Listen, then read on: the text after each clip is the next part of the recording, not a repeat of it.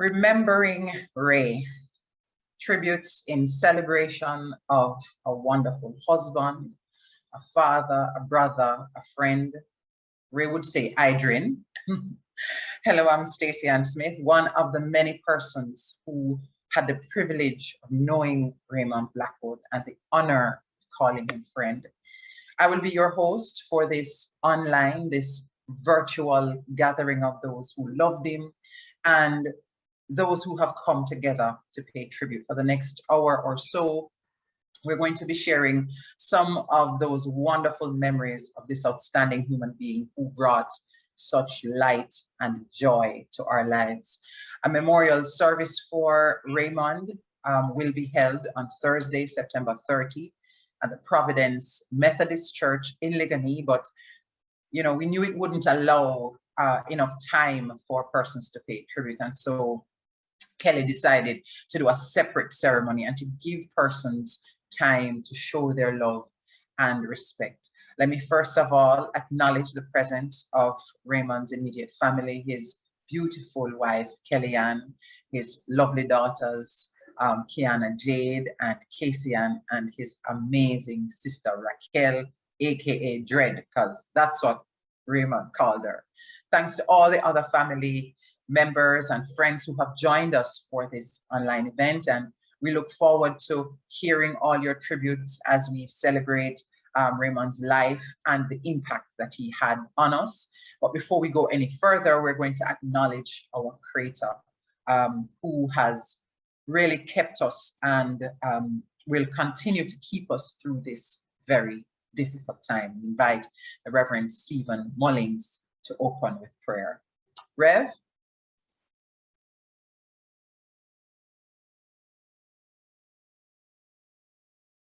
Let us pray. Lord God Almighty, we come before you now acknowledging that you created us in your likeness and image for a purpose. We celebrate that you have made us part of an amazing yet complicated and exciting world. We thank you for the colorful and rich tapestry of life that we are a part of. As we look to you at this time, the one who intricately put us together in our mother's womb, and as your word reminds us that we are fearfully and wonderfully made, we ask that you, O God, will have mercy on us and comfort and strengthen us as our hearts cry out to you. We thank you that you allowed Raymond to be a part of our life for a season and for the irreversible mark he has left on all of us. We ask, O loving God, that you will put your arms of strength and guidance around his wife, Kellyanne, and their children, Kiana Jade and Casey Ann, and for his sister, Raquel, in a caring and a reassuring way, O God, for all his friends, co-workers, and acquaintances who are affected by his passing. We ask that you, O God, will give renewed hope and fortitude as we move forward seeking to do your will. So Lord, guide us. And as we pray now, we ask that all that takes place at this time will be a fitting tribute to a life well lived, and that you will be glorified at all times. In Jesus' name we pray. Amen. Amen. Thank you so much, Rev.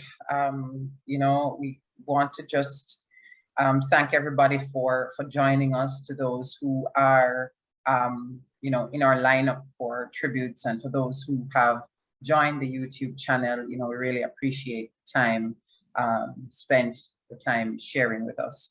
But I have to tell you, though, that Kelly gave me very strict instructions that she wants a celebratory mood, right? So we're going to honor that as much as possible. And I'm going to start by honoring Raymond's sense of humor and the amazing knack he had for telling a great joke. So here goes. A bear walks into a bar and says, "Give me a whiskey and cola." Bartender asks, "Why the big pause?" Bear shrugged. "I'm not sure. I was born with them." Okay, very corny. Thank you very much to the two people who laughed at that joke. Clearly, Raymond's skill at telling jokes did not rub off on me. And I know we're in an online space and it's not always easy to be engaged in this kind of, virtual setting, but I'm going to depend on you guys. We need all of the energy and we just want to create some good vibes now, the kind that Ray would definitely have appreciated. So I want you to use your reaction buttons now and show some love for Kellyanne Blackwood, who will give us the official welcome. Kelly? I will remember it. The laughter we shared, the lessons we learned, the life we lived. On September 8th, our lives changed. All of us, family, friends, co-workers, have been impacted in some way by the events of that day. I'm happy that we can come together and help each other cope during this time. We, especially Kian and Casey, will benefit tremendously from this outpouring of love. We're sharing your stories, the moments, and the qualities that made me special to all of us. So friends, welcome to Remembering Me, where we share our tributes in celebration of the life of this wonderful human. Welcome everyone. Thanks, Kelly, or should I say luscious? If you know, you know, right, Winston? We're going to get into the tributes now. We have quite a lineup of Raymond's family and friends who have all been coming together to share and encourage each other. Our tributes will flow in segments that reflect the different areas of Raymond's life, Raymond's family, whether church family or, blood relatives, his co-workers, and of course, the Idra in them, right? And the sister in them, okay? So we ask all the persons making tributes to stand by for your cues. Winston is helping us with that. And to try to stay within the allotted time. So this first set of tributes will come from Raymond's church family, Reverend Wainford McFarlane and Marsha McCormack. Remember, guys, once your segment is up, we'll just flow through all of the tributes, and then I will come back at the end. All right, Rev, over to you.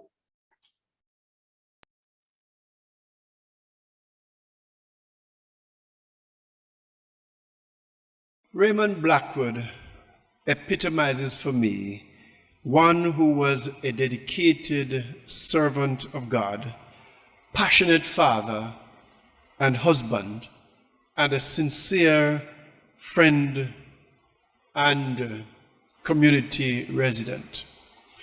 I remember with admiration, respect, and pride how he came to me and shared his concern about the work he wanted to participate in at the Spanish Town Methodist Church while I was superintendent minister there some 10 years or more ago. His focus, he said, would be on men's ministry because, in his own words, he believes men ought to step up and be more counted in the home. And so he offered his time and energy voluntarily, willingly, in providing counsel and support for the work of the men. Raymond was a family man.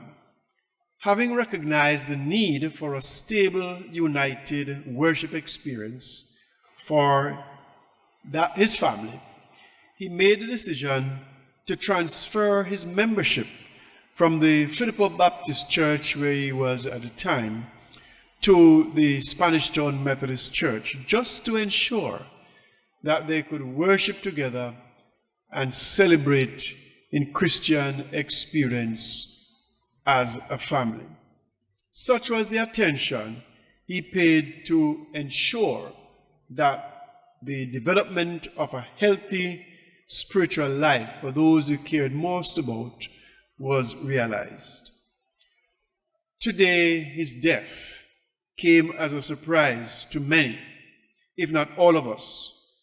But we place our confidence in a God who is ever in control. In the words of Scripture, we are reminded, God is our refuge and strength, a very present help in time of trouble. Psalm 46 and verse 1. And so to you, Kelly, and your girls, may you lean on God's unchanging word that Raymond leaned on during his time with us and left for us as a monument of his commitment to God. May you therefore find comfort and strength, and may the rest of us who miss him so terribly feel encouraged, motivated, and hopeful by his life. For he lived it in union with God and our Lord and Savior Jesus Christ, who overcome death, rose victorious, and is now exalted in heaven, from where we'll come again to receive us. Remember those words: those who die believing in him will live again. We pray for that reunion then when we meet in heaven. God bless you all.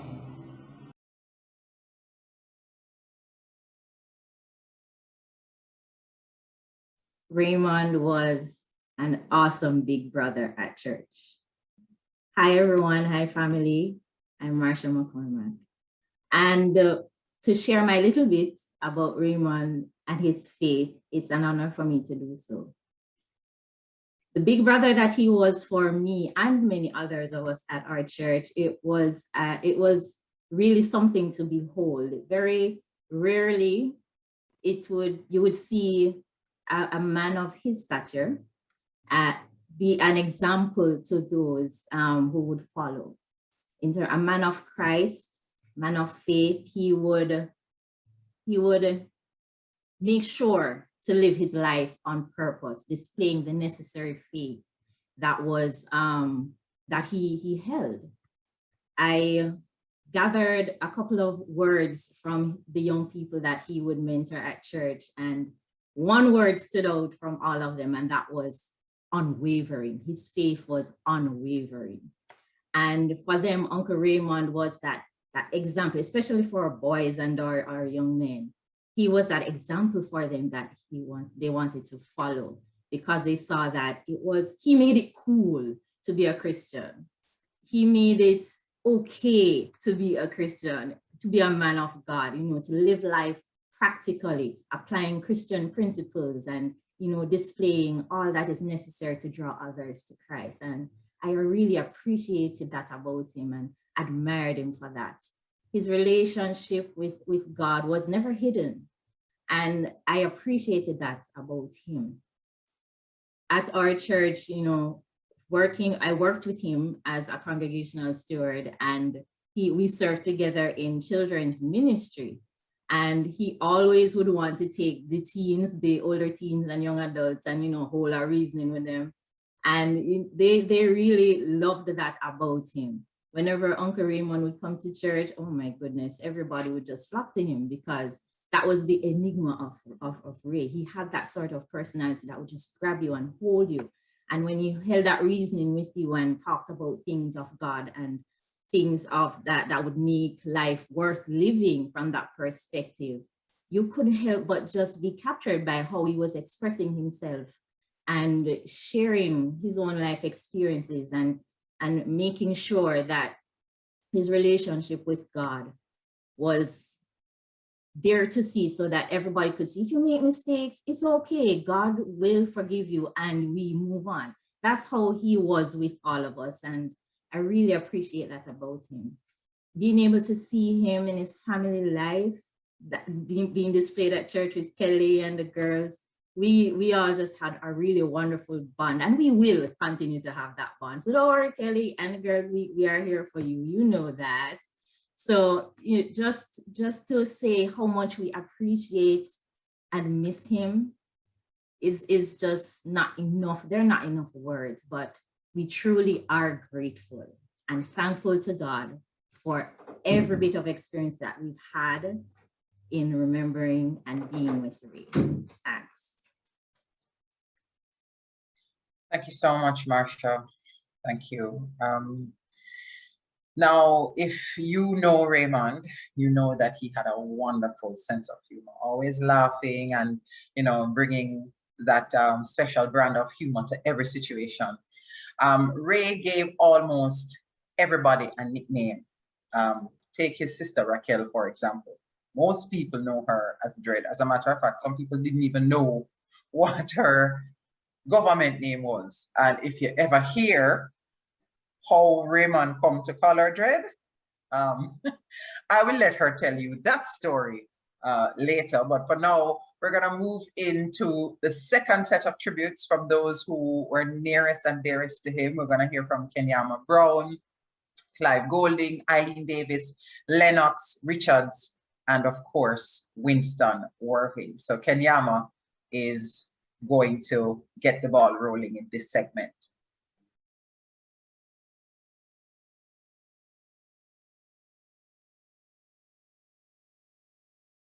I'm happy to be here and sincerely and deeply honored to be asked to pay a tribute to Raymond. I must admit that for me, it's a challenging exercise because not too long ago, I would say roughly 4 weeks now, I lost my brother, who incidentally, Raymond and myself, we both undertook to do the eulogy for my older brother, Pete. First, to put it in context, it is important that many people understand that Raymond and I, both our families were neighbors. Both Raymond's father, Mr. Keith Blackwood, and Winifred Blackwood were a new young family moving into Ensom City. Likewise, my parents. And so we grew close, very close. Pete was a year older than Raymond, and I was 4 years younger than Raymond, and Raquel would be 2 years younger than I was. So we grew up in a very close-knit setting. And I would say that I think for both of us, we went through adversity. Raymond lost his mother, Mrs. Blackwood. I think at the time Raymond perhaps was roughly around 16. And from there, you saw the person who Raymond was. I learned many things from Raymond. I learned that one had to live through adversity, which he took on a very mother-like role. He cooked for his father and sister every day. He did so religiously, more than anything else, and nothing ever was missing. He did all the chores along with everybody. Later, assisted his sister to be more like that. And his father never saw it necessary to need a wife to handle all of those basic things because Raymond was very responsible. As a child growing up with Raymond, I think, as I said before, both our families influenced each other. So when Raymond's mother passed, my mother became his mother. And we sort of grew up in a close-knit setting. So the humor that Raymond has, I must tell you that it's something that was nurtured in the whole environment that we all grew up in. Pete was a consummate comedian, and Raymond and Pete would go at it. And Raymond, there's just so many stories that I could tell about Raymond. But what I could tell you that I would never forget, that one took the cake, because I think my mother was involved in business, and she's always buying consumer items for us to stock in the restaurant. So one such thing was that she bought a bag of icy mints. And being a child in early teens, you see a bag of icy mint, you're at home not doing anything, you take one little piece and you move and you do something else, you take another little piece and you keep going at it. And then I never had the patience to suck on the mint until it dissipated in your mouth. I just kept it, chewed, moved on. And I kept doing it until the bag of ice mints was completed. And I think shortly after that, for whatever the reason, I wasn't drinking enough water. And I had a bout of dehydration, severe belly pain, and I had to be rushed to the doctor. So, you know, the doctor found that I was dehydrated and took all the necessary steps, and I returned back home. And that was one of the biggest mistakes I made, because when returning back home, I was a laughing stock because I was not healthy. So all the tragedy and the challenges were, all the risk connected to that was averted. And Raymond had a joke for me. And Raymond said, man, Ken had eaten so much ice cream that internally he was so cool that when he flatulated, it would whistle. So, and that would be something that dogged me right through the community, even at school. And there are just so many more tales that we could tell as boys going to the river, and there's so many things. Traditionally, we were a part of the Fulmer Way. That's the road we lived on, the Fulmer Way football team that played in the community league that we all did. And Raymond was our first striker, because our first entry into the competition, Raymond was our leading goal scorer and the one who led our team. And it was a funny moment, because we were not known to be big footballers, but we gave a good account of ourselves. And Raymond was our leading goal scorer at the time. And we grew up in a very close-knit setting. We all went to St. Jago High School. We are all the consummate Jago man. So if you know anything about Raymond, you know it's St. Jago first. And those were some of the values that were inculcated by my father, his mother, and all of us. So we grew up in a close-knit setting that right through everything, we stayed very close together. Raymond was the MC at my wedding. Raymond and myself were a part of the bridal part of my brother's wedding. So you understand the sort of closeness that we have. But Raymond was a phenomenal individual, a sweet soul. And I'm not going to lie or even pretend that this has left a tremendous void in my life. When my brother passed, just a week before he passed, Raymond was constantly checking on me to see how I was doing, just to show the selflessness of Raymond. And there is something that he started it roughly 19 years ago. And it's amazing that I'm now saying it. But every 1st of January, all of us, a gang of us, some of who we resided on Fulmer Way, and many of whom attended St. Jago, we always have a pickup football team game every New Year's. And we've been doing this for 19 years. And Raymond has been the nucleus of all this, because he had made certain contact everyone, remind you to be there, and so on and so forth. And it is something that many people just say, yeah, just go and do it because you don't have anything better to do. But after 19 years, and I think just last year, we had our last, my brother fortunately was there prior to his passing. And we started looking at pictures of when we started, and it was just amazing to see what it was like 18 years ago. Some of us were much slimmer. Today we are much fatter. The hair is a little whiter, and all of these things. And it's just testament to the kind of person that Raymond was. His passing is indeed sudden, not expected. None of us would even expect this. But my only closing is to say that we are all spiritual beings living an earthly experience. And it's just a matter of time for us to go. What I am heartened and happy about is that Raymond gave his life to the Lord, and he was living it. And the example that he would have left for his children there's nothing that will ever replace that. And it's just a time, and it's a place, and we will meet again in the sweet by and by. Raymond, as you said at my brother's funeral, in closing of his eulogy, I'll do the same. Boy, I love him, brother. That's all I have to say. Thank you much for affording me this opportunity.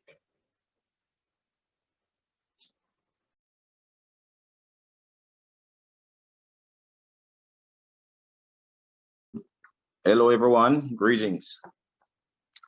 Raymond, of course, is my cousin, and he is sincerely and deeply missed. Back in the days when we were kids, we used to visit our grandparents' home in West Prospect, St. Catherine. And we would play, we would eat together, we would watch TV together. And I'm sure now, even before he passed, there's a property there that he frequently visit, and he takes care of the land that was left there for him. I have mine there too. Actually, I sold mine, and he still keep his. And we grew up together as good family. As we became adults, I migrated to Canada in 1982. During my time here, we have not missed a beat. 25 years going, we have been at champs together, cheering for our various teams. Raymond is a Jago Heights, I'm a Kingston College guy. And it was always a joy seeing him each year at champs with all his friends. I think Garfield is on the Zoom too, and Garfield know what I'm talking about. Raymond has left a void. He has, I am completely broken when I heard of his passing. He's a gentleman. He's a family person. He takes care of his family. My father passed away in May of this year. And there was not one time Raymond visited Florida that he did not visit my dad. He always called upon him. Even at his funeral, Raymond sent a video eulogizing my dad. And I know his father passed at an early age. And his father and I were bosom friends. I really am distraught with what went on here. And I just trust that I am not there physically, but I trust that the wonderful family that is around Kellyanne will see to it that she's comforted. And I just trust that God will keep them in the hollow palms of his hand. As I said before, my heart breaks. I lost a great cousin, a friend, a father, a husband, a true man of God. And Raymond, may your soul rest in eternal peace. God bless.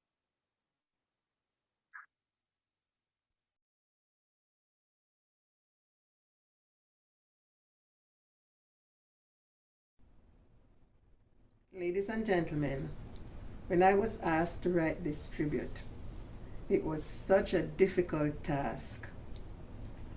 But I thank God that He has helped me to put my own personal grief aside and to write.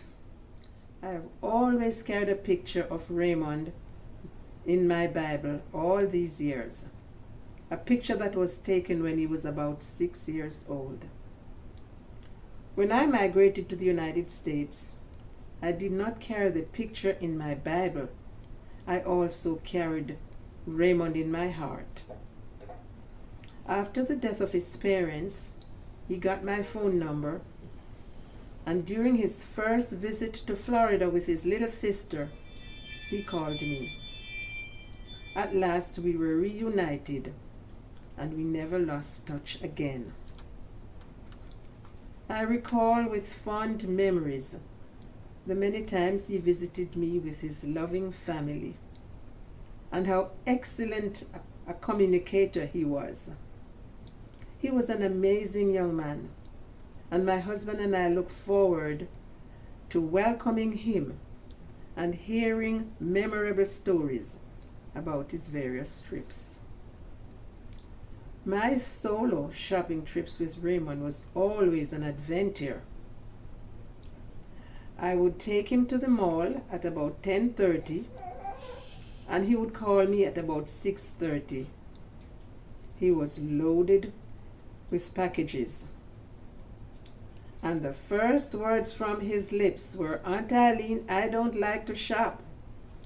I would burst out laughing as he was stuffing packages in the trunk of my car and on the back seat, and this went on for days.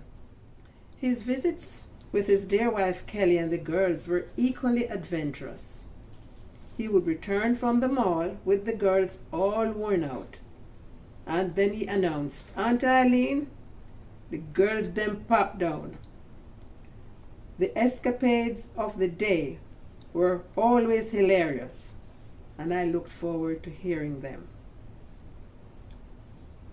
On his solo visits to Florida, he attended church with us, and I would be showing off my handsome godson to my church sisters. I would be greatly remiss if I did not mention Raymond's relationship with the Lord. The first time I attended the Methodist Church in Spanish Town was at Raymond and Kelly's wedding. He had a vision for a young people's ministry in that church. He wanted so badly to head up that ministry. His vision was not realized. Raymond and I also shared some quality, prayerful times on the phone as he talked with his children, as he talked about his children and his desire for the family to worship together and be engaged in ministry in one place. Raymond loved the Lord and had a passion to serve. The Lord, however, had a different plan as he called him home to a better resting place. To the family, Kelly, Kiana, Casey, and Raquel, I say, your grief is real. Dig deep down and pull from the strength that only God can give. He is your refuge and strength. Remember that earth has no sorrow that heaven cannot heal. Grief has no time limit. Grieve as long as you want in your own way. Be assured Aunt Eileen is walking with you every step of the way, and not even COVID can prevent this. To Raymond, even though you're not hearing me, these are the words I'm leaving you. My sweetheart, as long as life and memory last, I will always remember you. I have every assurance that you are with your Lord and Savior. And if there's a badminton court in heaven, there is a team, you are playing on that team. If there's not a team, I'm confident you'll join with the angels and make it happen. So play on, my godson, play on, and may your soul rest in eternal peace.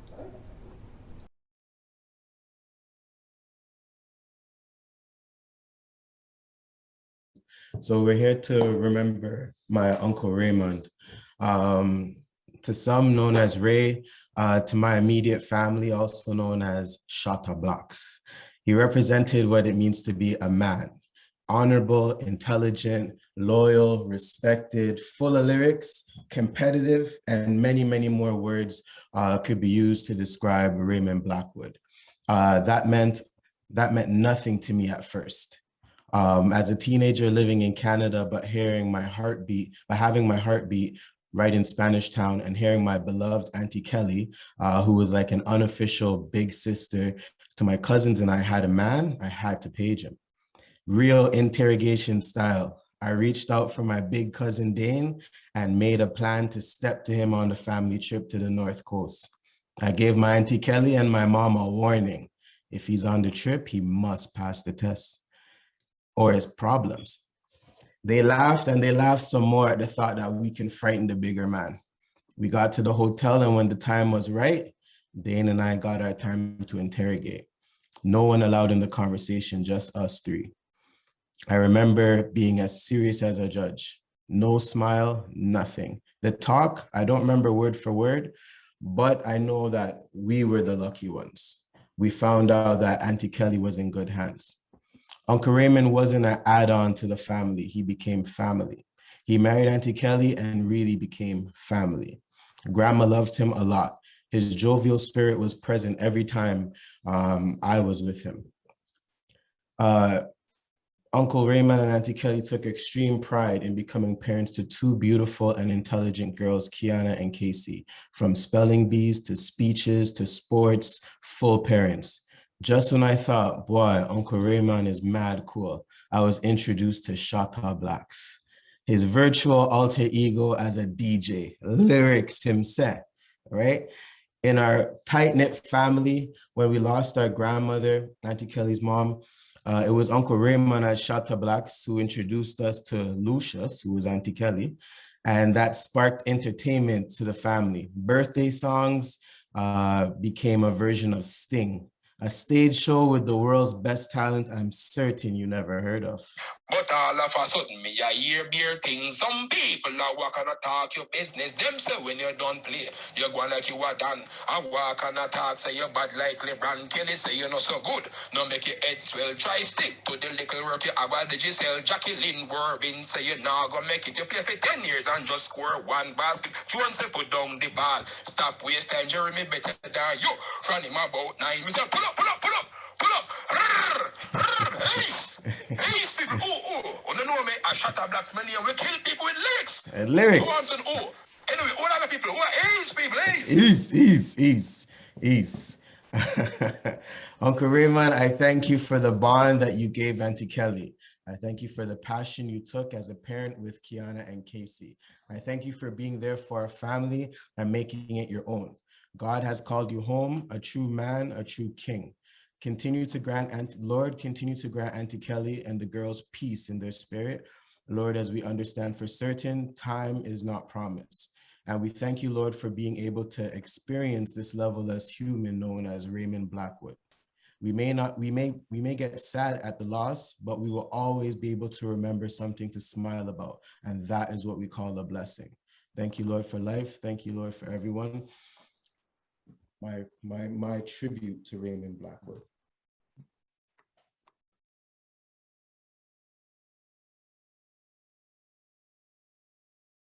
Desmond Tutu, I think, was the one who said that we don't choose our family.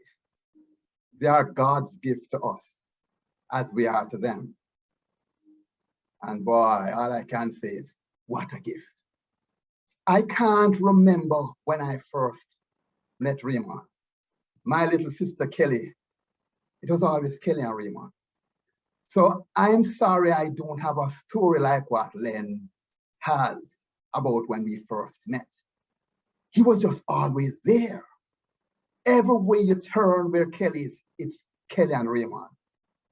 And no matter what kind of misfortunes life happened to throw at them, there's one thing that's always present when Raymond is around, and that is laughter.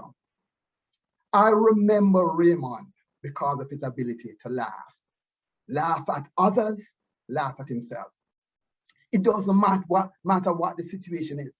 He'll find a way to pull the humor out of everything. Just a couple of days ago, I was reminiscing with Kitty, and she related a story where someone asked Raymond what his full name was. And he said, Raymond Big Blackwood. And I said, no, what's your middle name? He said, Big. So when you call my name, you have to say Big Blackwood. Now, some of you might not get the essence of that, but I can see from the face that all of you have gotten it. That's Raymond's style. Raymond and laughter goes one in one. He was one that truly believes that laughter is the best medicine, and life without laughter isn't a life at all. So for me, I remember Raymond, yes, because of his loyalty. I remember Raymond, yes, because of his love of family. But I'm going to charge every single one of you here this day to remember Raymond, not just remember him, but to live his legacy and laugh. Learn to laugh at yourself. Learn to laugh at others, not when them see you doing it. Learn to laugh in a way that ensures that you live life to the fullest, because this is what he did. About 3-4 months ago, when Raymond had an incident, he fainted at GC Foster.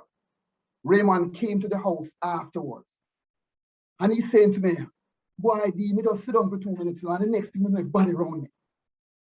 Then them tell me that me faint.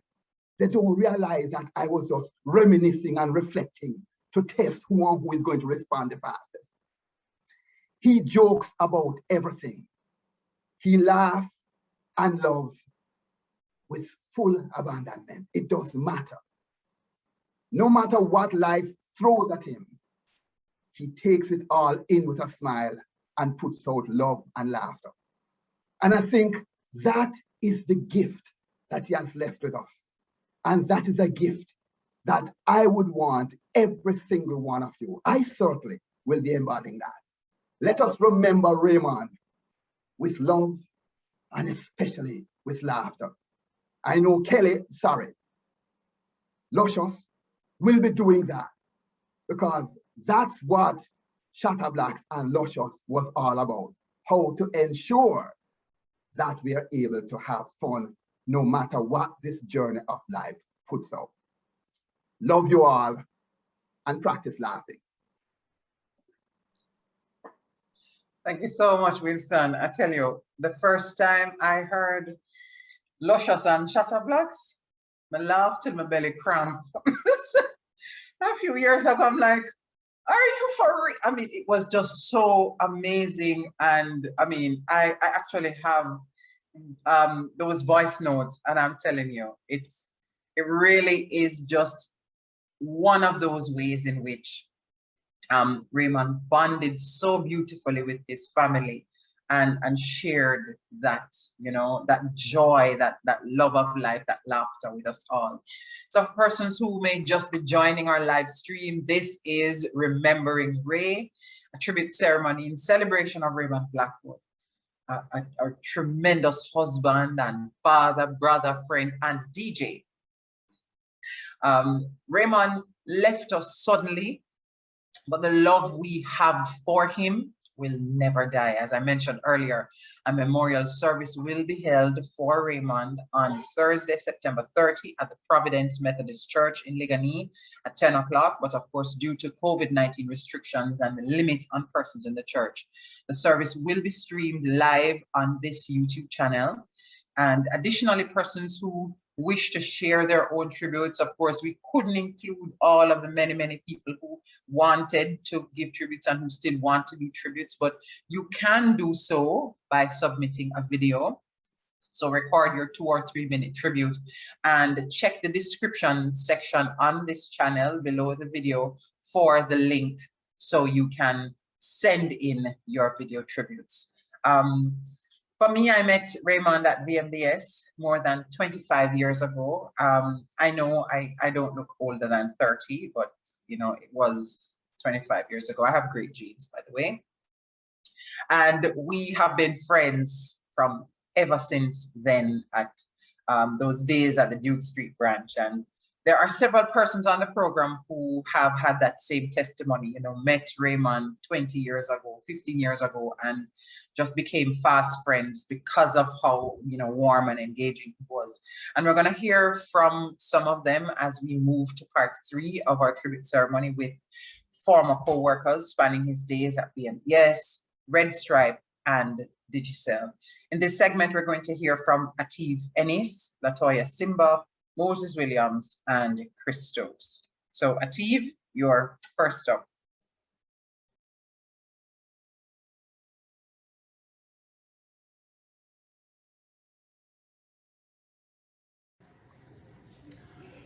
Hi guys, this is Ativ Ennis from Digicel. I want to say a big thank you to everyone who came out to support Raymond.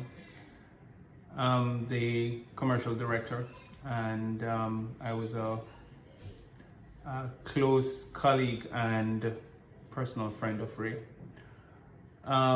Most people who know me know that I'm not usually lost for words.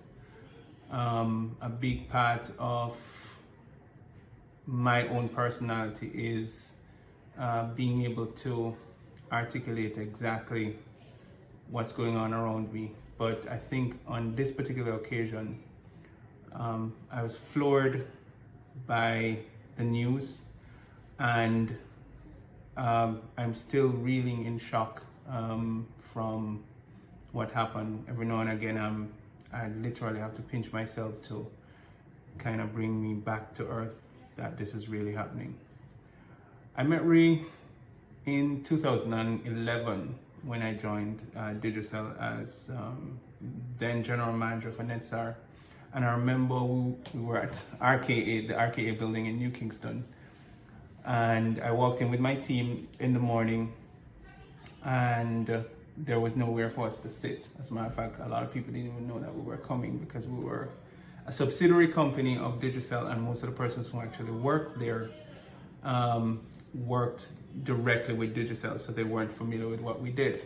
And I remember when we walked in, we were a little bit confused, and some of my teammates were a little bit disheveled by walking onto the floor. And we would normally have a proper onboarding and orientation process. That was not the case. So we sat in the lunchroom, and I remember Ray came in there to make, I don't know if he was making tea or coffee, but he came into the lunchroom to put his bag down, and he went over to the tea station. And, he introduced himself, and I introduced myself. And we started talking, and immediately we found out that we had a common interest in athletics, and we started talking about Merlin Arty, I remember. And eventually we went outside, and Ray said, "No man, I'm going on the road, so you can sit at my desk."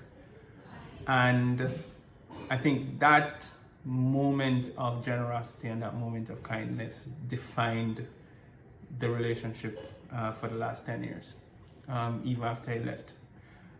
Ray was the epitome of selflessness. He represented a rare breed.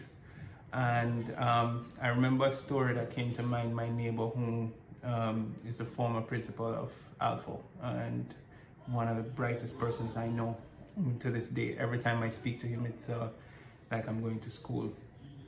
He said something to me that decency used to be a common expectation for persons when he was growing up back in the day. And now decency is viewed as a compliment. It's actually viewed as a rare accomplishment in the era and the world that we live in.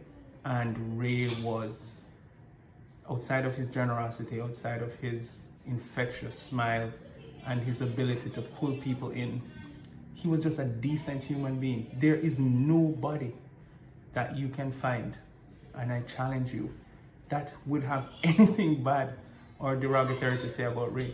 Nobody.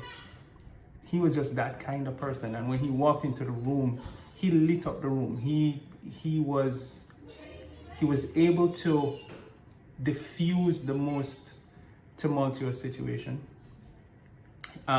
We had some irate customers. They would get furious with us and use a lot of choice words. And whenever we had those type of situations, Ray was one of the persons we would send, because customers would apologize to him. Instead of being upset with us, they would apologize to Ray for behaving like that, because they knew that just his presence would command that kind of response. And I think for us, it was just a joy to have known him, to have worked with him, to have experienced the kind of character that he was. He made us all better. He made the team better.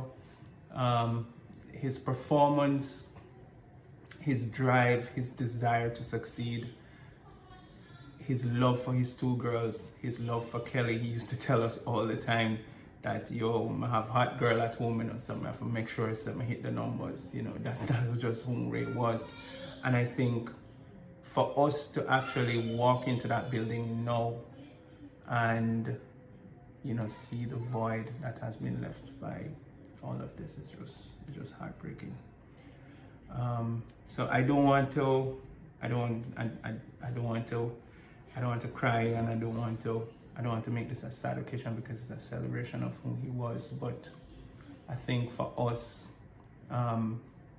we became a better organization, a better department, because Ray was a part of it, and every single one of us sing his praises, celebrate his infectious ability to bring us all together, to bring a smile on our face, to challenge us to be better, to challenge us to be decent, and to live by his guiding principle. You know, we want to make sure that we emulate his legacy, which is every single time you see Ray and you ask him how he was, he would tell you every day above ground is a good day.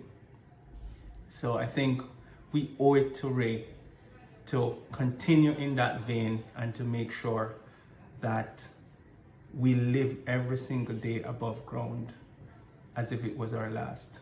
Be decent, be kind, be generous, be gentle, be sensitive. You know, just be a decent human being and just help people when you can. You know, wish people well when you can.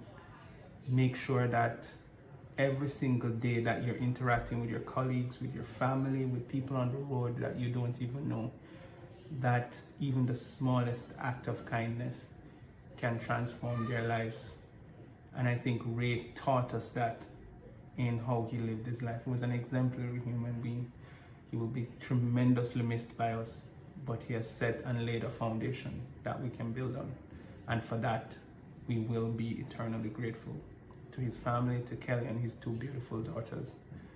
You know, we will be here to support you, and we will be here for the long haul, because we know there's a difficult journey ahead.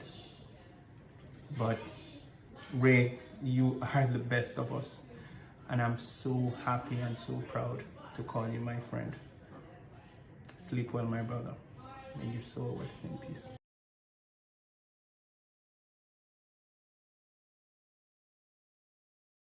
Greetings and salutation, everyone. I'll be sharing my own memories of Raymond, as well as those he came to love during his tenure at Red Stripe.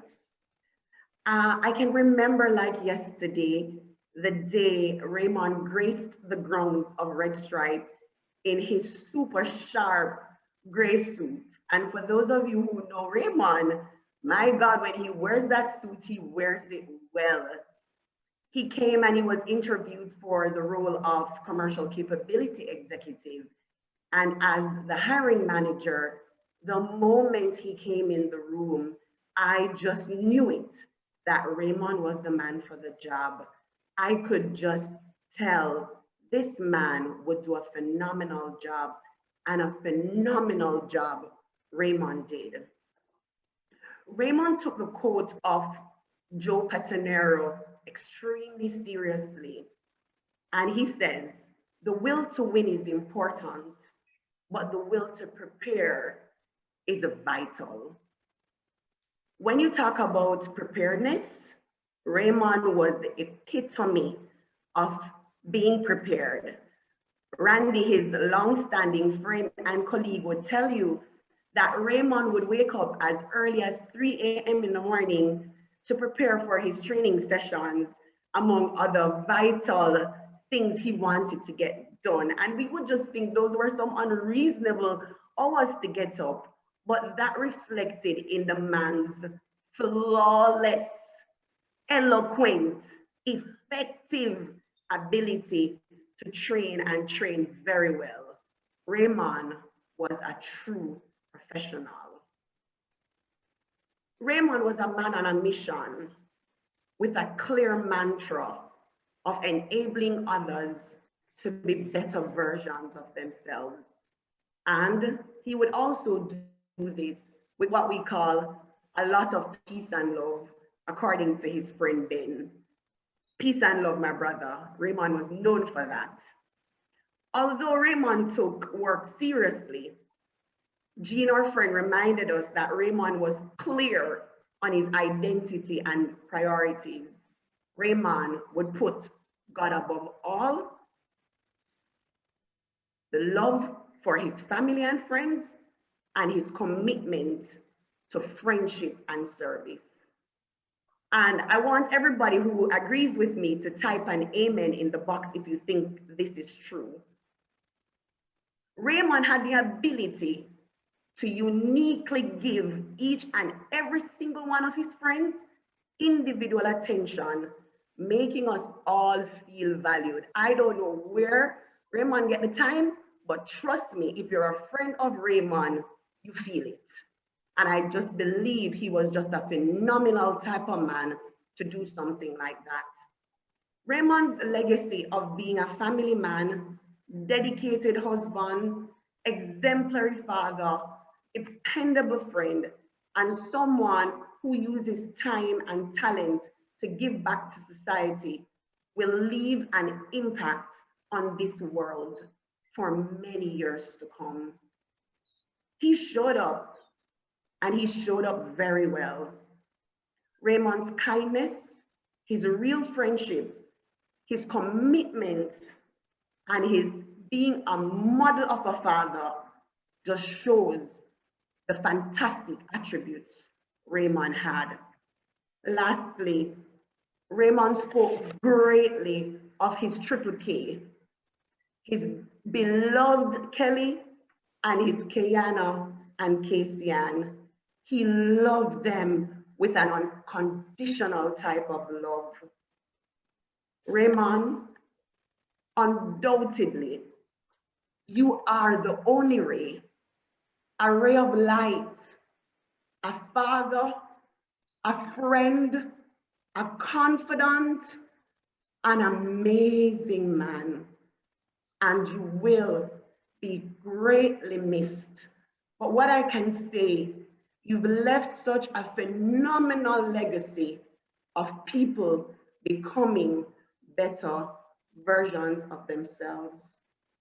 Dread, Kelly, Kayana, Kasian, stand assured that Raymond's legacy is one that will remain with all of us. May Raymond's soul rest in peace. I love you, my brother Raymond.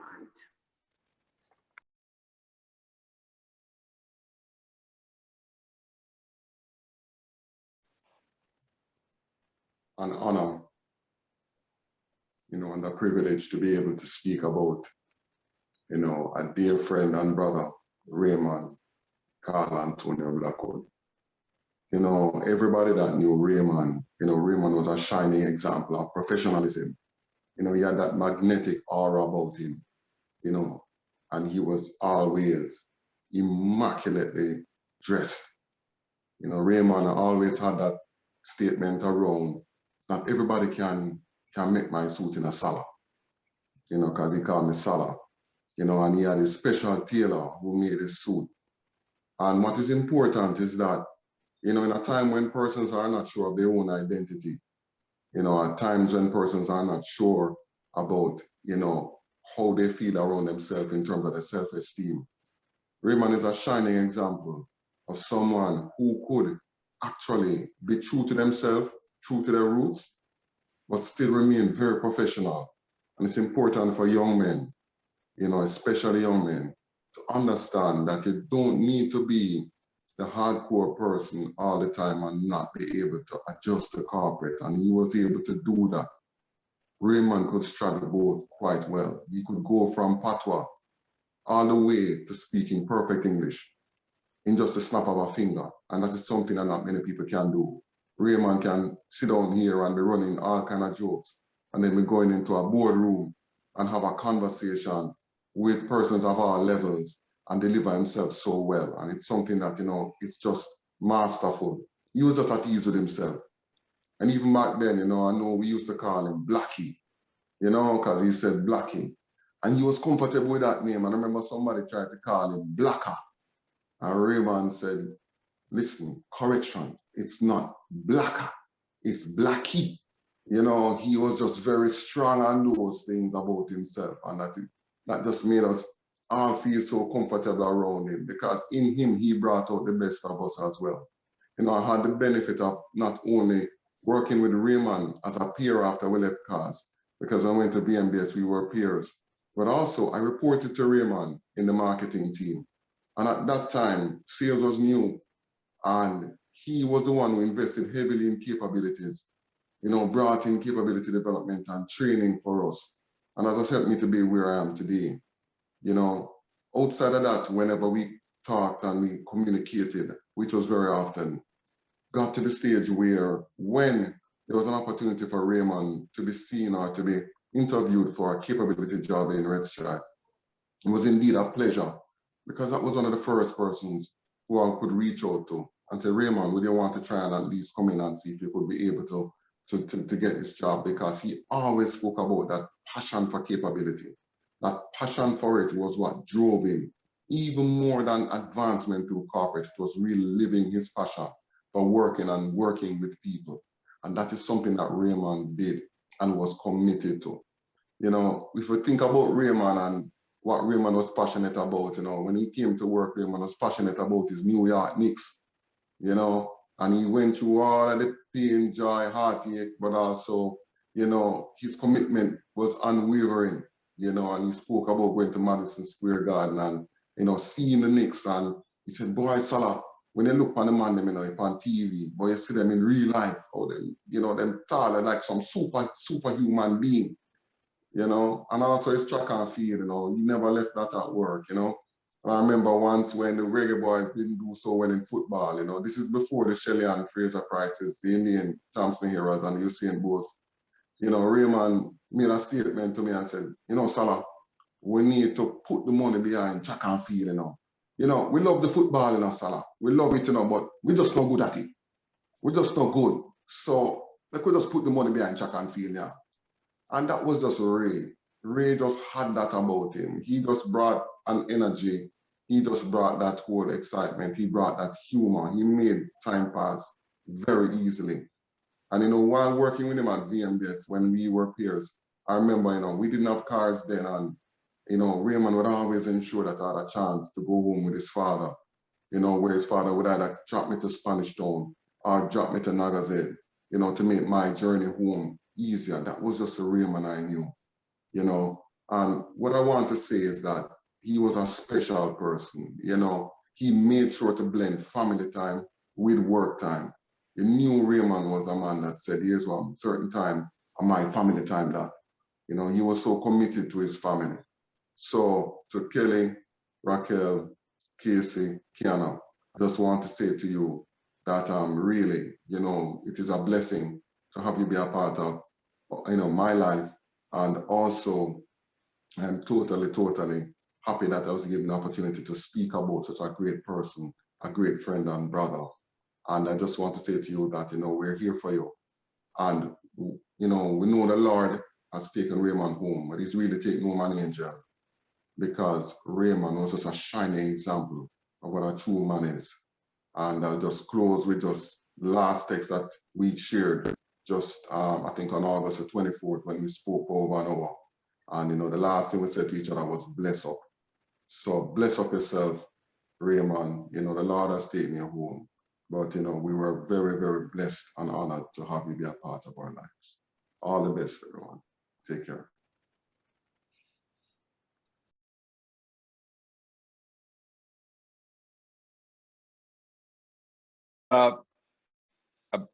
A bittersweet honor for me to be given the opportunity to speak here today. Raymond has a very special place in my life, and I just want to go back a little bit on that. I was instrumental in starting what Saba, so I used to call it Saba, just described as the sales team at Victoria Mutual, and we decided that we're going to scour the organization and find the best and the brightest. All right.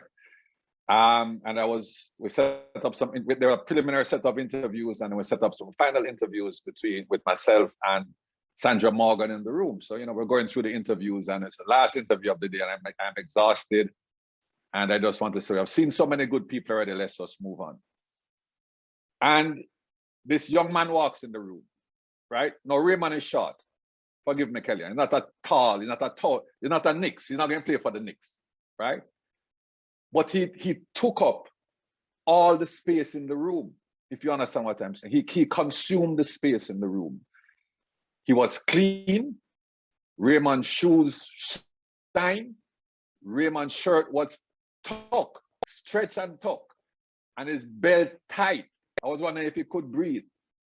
Narrow waist and his huge chest, walking on the tip of his toe. Massive smile. Shook his hand and he nearly broke my hand. And he sat down, and I started to feel a little intimidated.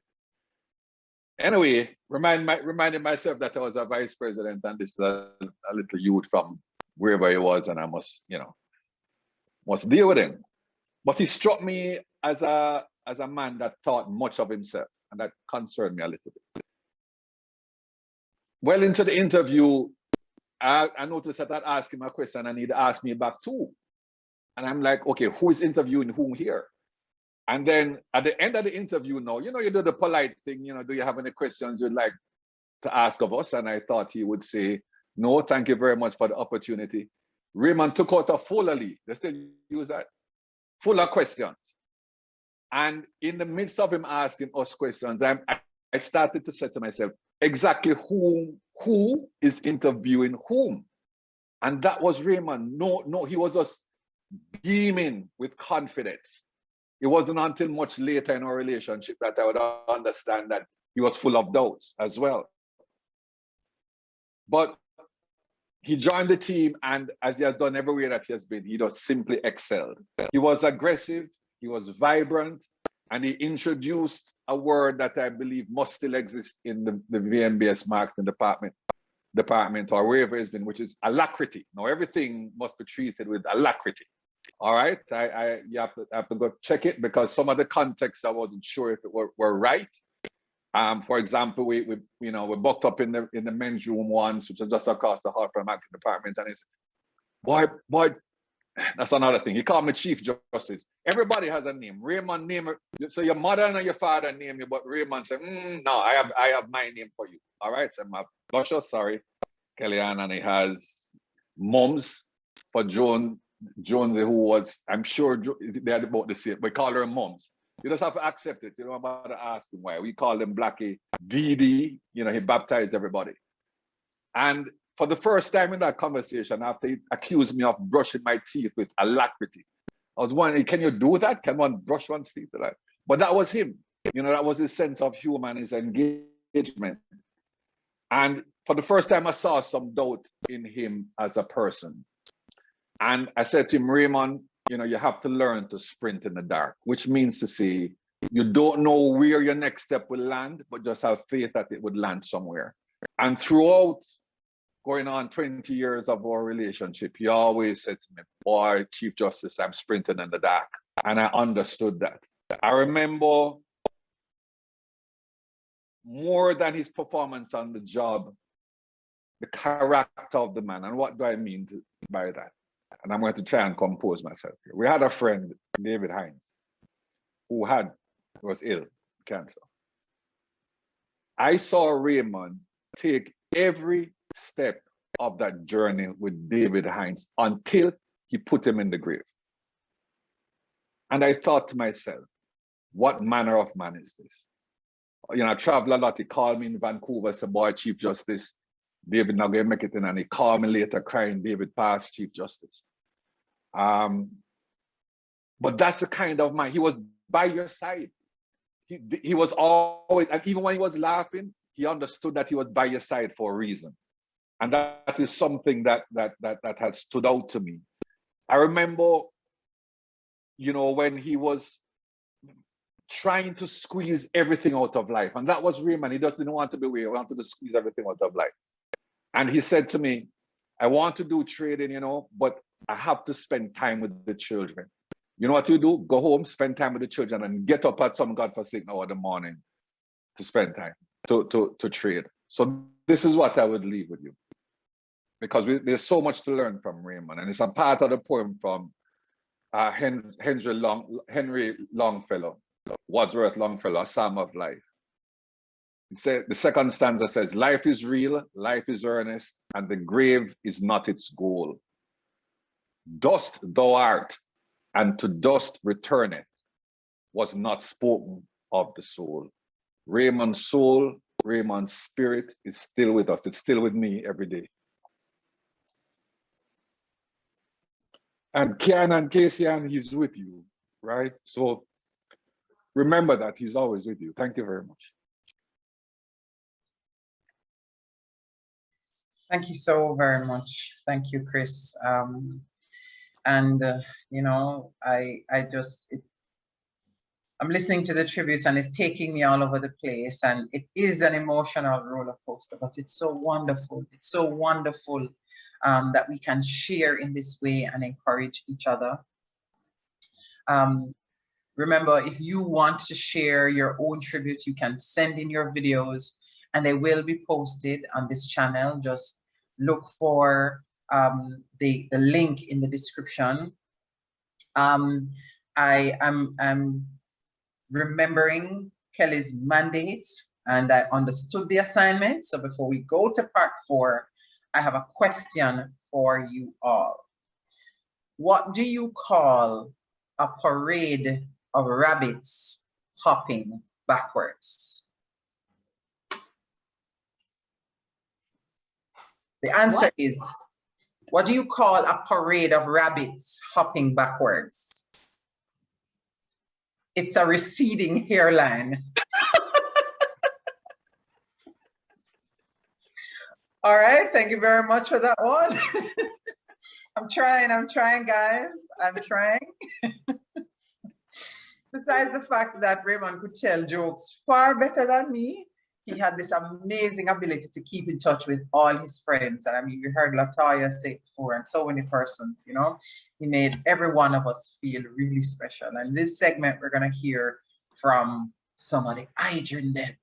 We're going to hear from Hugh Ellis. We're going to hear from some sisterins too, Renee Morrison, Garfi Coleman, Cecile Shin, Maurice Dorman, and Susan Campbell. So we're going to start with Hugh.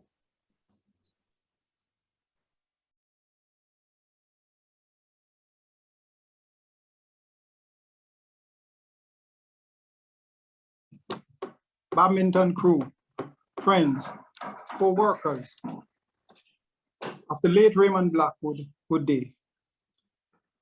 Ray was part of the badminton crew that played at the GC Foster College on weekdays. There was never a dull moment when Ray was on court. He was fun, friendly, and very competitive. A point won by Ray is like winning the game. He would run around the court celebrating and jumping. We all had to wait until he was done before we could continue the game. We named a shot after Ray because he would make this shot so difficult, because he would jump up, try to play the shot to smash it, but it would always fall at his feet. He too call a shot, dirty boy, because he would pretend that he was gonna smash a shot. So when you back off, he would just drop it to the front. If he misses a shot, he would say, "You can't wait till a man warm up." Ray would always remind us that he is an elite athlete. We would reply by saying, "You mean elite athlete?" There was always a laugh. So much love was shown after Ray returned from a medical condition. A game was in progress, and we all stopped to welcome him back. We hugged him, and emotion flowed. The love could be felt. Ray loved all types of sports, especially track and field. His prediction was mostly right. Personally, walking and jogging with Ray was fun. On several occasions, he would say to me, "Nobody know fi pass we. Make we go for them." People didn't even know that we were competing against them. And when we pass, he would say, "That's so we do it." A little over a year ago, Ray and I started to converse in Spanish. We weren't all that fluent. Nevertheless, we did our thing. So, Ray, adios mi amigo, duerme bien, which means, goodbye my friend, sleep well.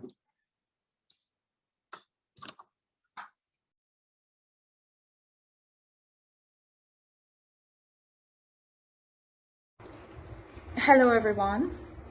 Today I pay tribute to someone I had the privilege of knowing for over a decade in the capacity of both a work colleague and friend.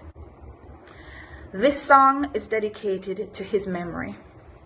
The impact of his life on mine as a friend has left a legacy behind that tells the story of his faithfulness to God.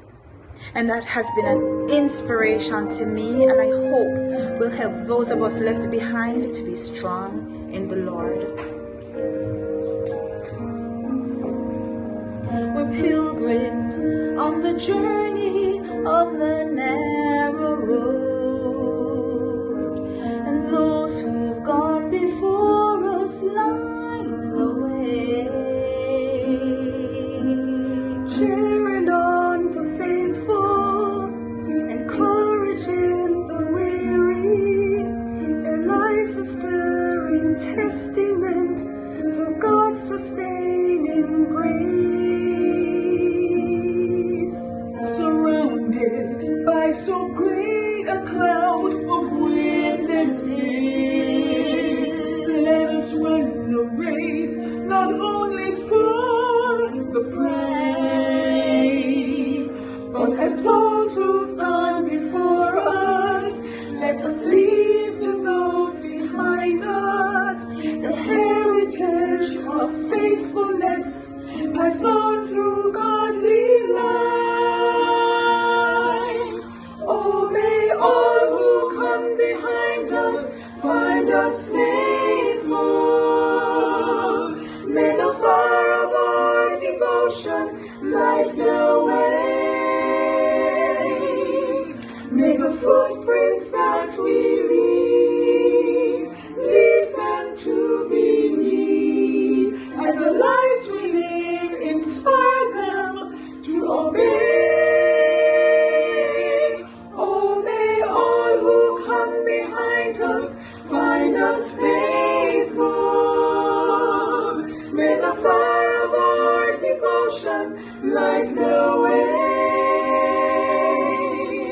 May the footprints that we leave them to believe, and the lives we live inspire them to obey.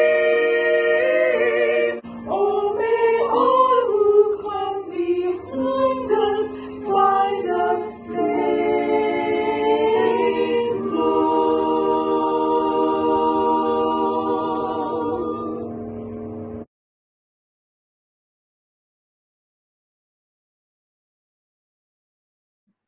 I'm really happy that I got a chance to make a tribute to Raymond. It's kind of funny to say Raymond because be my friend, it was always Blackie. Right? Blackie was my friend, family, brethren, we spoke about everything. Our friendship actually started, we went to St. Jake High School, but our friendship actually started at YMCA when we both went there to learn to swim. And, I know it was at St. Jacob, but I didn't really see much at St. Jacob, but at YMCA, we'd go there and we'd swim.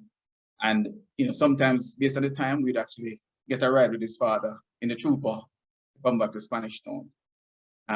So again, he would always come, what time are you coming? You're going to leave? And I said, no, I came later. So, he would leave. I said, okay, Blackie, always the entertainer. He would, most of you don't understand, he would introduce himself this way. The name is Mond, Ray Mond, right? Might be shaken, but never stirred. Blackie always finds a way to create a nickname. As you hear everybody talk about, you always give somebody a nickname, and this is a nickname that's stuck with you, right? I got my nickname from Raymond, and it was a sort of thing that Raymond would always try to find some way to make a joke about something. We were having a football match when we were in sixth form, and Raymond decided that he's going to come out as Blackie Naki, supposed to be like Makanaki from the Cameroon football team. He came on the field with a wig, right? It's supposed to be locked with a wig, and everybody remembered Blackie Naki. We shared many special moments. I mean, Champs, as you heard Clive say, was one such. After the exploits of the Jamaican team in 2008, we actually had to get our tickets from some KC fellow named Clive, right? What would happen is that Raymond would send a text. Ticket, Champs is this day. Send your transfer your money at this point, and then we get tickets. So Blackie was the organizer, so it would be me, Blackie, Dwight, Allison, Pete Bullock. And, later on when we were there, sometimes Adrian would show up, always talking about some record or something of the sort. And then Raymond was the transporter. So he would take us in the van. So everybody would know about the van. The van was the real Noah's Ark, right? We got picked up at home and he would drop us back. After we go to Champs or we go to Trials or wherever we go, right? It was in the van. When we got older, we became fathers for the first time. Our first daughter's birth was, just about a month apart. And then the second one was just about, a little bit over a month apart. Now you might be wondering, we did not plan it. It wasn't planned, it just happened, right? I mean, we shared fatherhood. I mean, our children, when they went to prep school, we would go to pick them up, drop them off. I mean, one of the teachers at the school actually called us twin dads because we were always coming together to pick up the children. They actually somehow, I don't know, they think that our children are sisters, but they have two different fathers. I don't really figure out they figure it, but they always think that they are sisters, Blackie is one of a very small number of persons I have 100% confidence in leaving my children in his care. I would not worry. If they're going anywhere and it's Blackie going to carry them, that's it. They can go. We shared so many wonderful times. I mean, we used to have barbecues at my parents' house. And then in later time, we'd have gatherings at, a friend of ours, Craig Pink's house. And it would be me, Raymond, Dwight, Pete, and Craig. And, we'd come and we spoke about everything. I mean, whatever your name is, sports, politics, everything. Blackie was a true Christian man. And as Pete reminded me the other day, Blackie was like our magnetic north. So you know where north is. He always had this godly perspective with anything that we're talking about, So you'll be talking about something and he would say, yeah, but God, and then he would go on and kind of put it that way. One of his favorite statements, and I always remember it. Sometimes we're driving and somebody would bad drive us and he would say, those uncircumcised Philistines, right? And that's what he would mention of anybody who did anything wrong, And for us, it wasn't just friendship. It was family. We had a WhatsApp group and he would say, morning family, I say greetings, gentlemen. And it was not you know, as I say, it was family. We didn't just share friendship. It was more than that. You know, our children, you know, his children were like my children, you know, my children like his children. we're just tight like that. Right? I mean, you know, I spoke to the brethren, Blackie, I spoke to them, and you know, everybody said to me, you know, Garfield, I know you represent us. So the pressure was on, right? So all I can say at this time, Blackie, is that we will miss your presence, but we will never forget your impact and friendship. It is obvious that God, you know, needed you for some big marketing or sales role up there. I don't know what's happening up there, but you know, we take solace in knowing that, as you would say, you get a big work. So again, Kelly, Kiana, Casey, Dred, we're here. Okay, thank you all.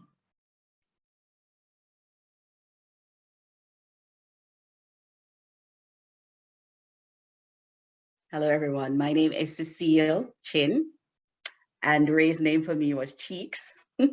Have to put that out there because everybody has talked about how much he's always coming up with names for everyone. So had to put that one out there. And for me, Raymond became more than just a friend. He became my brother. And, you know, we could go on. I'm sure each of us could go on for hours talking about the impact that he's had on our lives.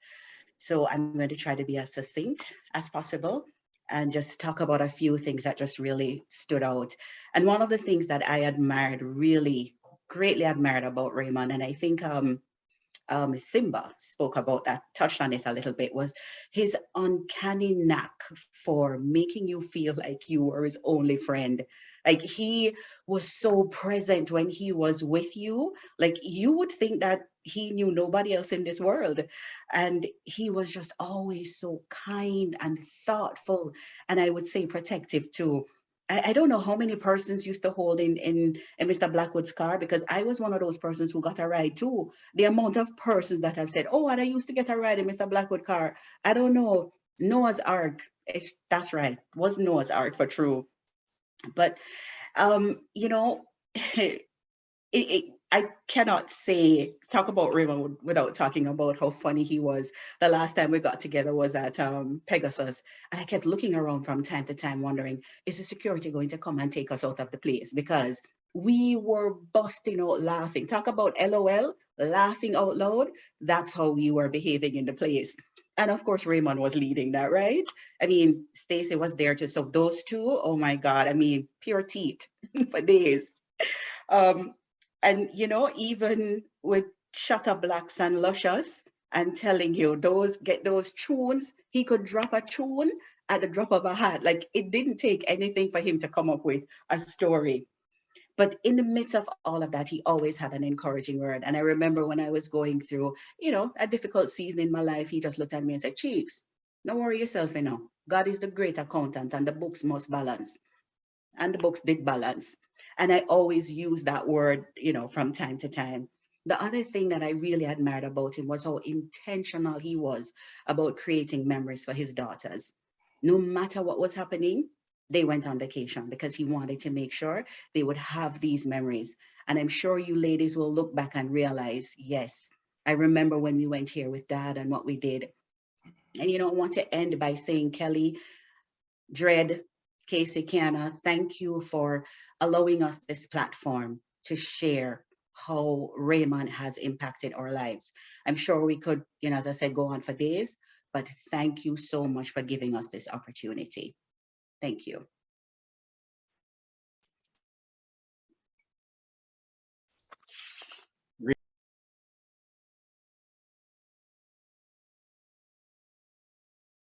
I celebrate Raymond as more than a friend, as Raymond was as close as a brother to me.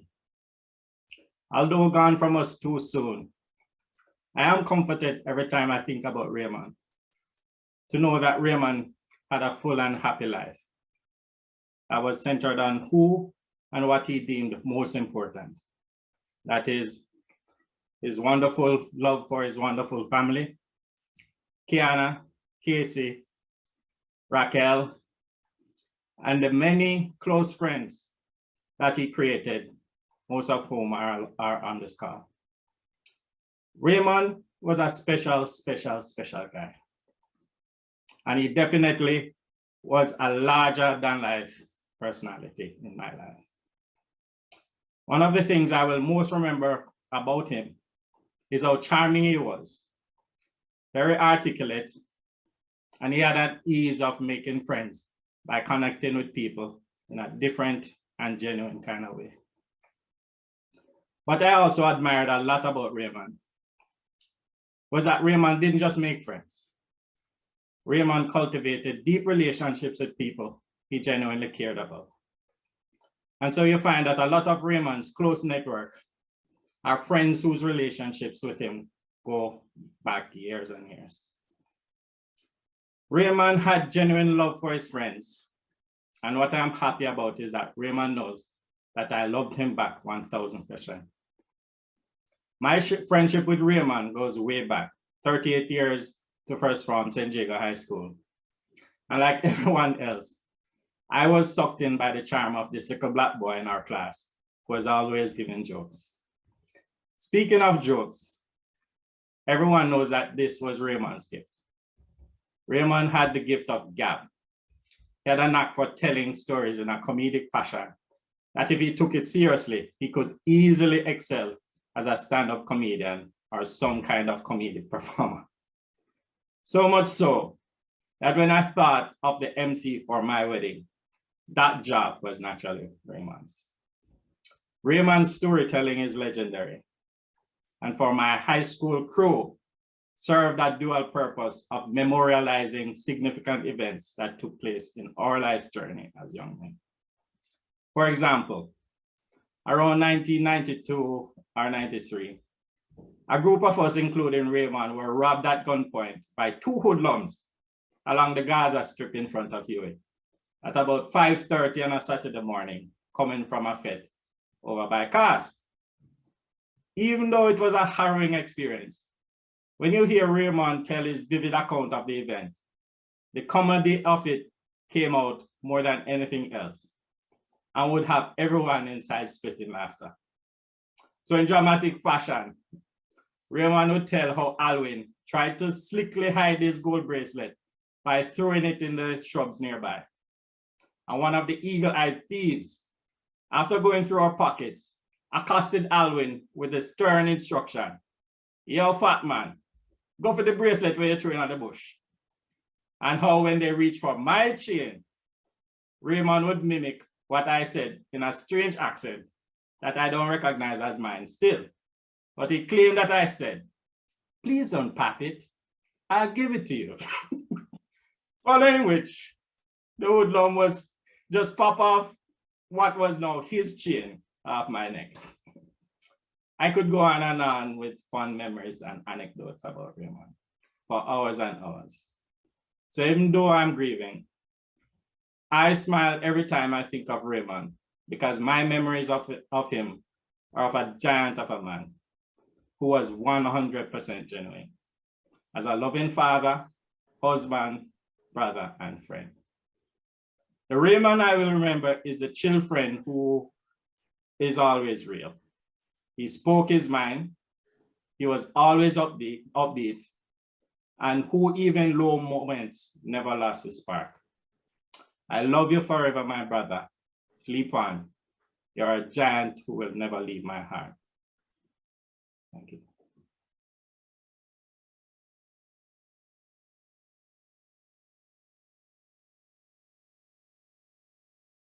2009, I had the pleasure of interviewing Raymond for a position on the strategic sales team at Digicel.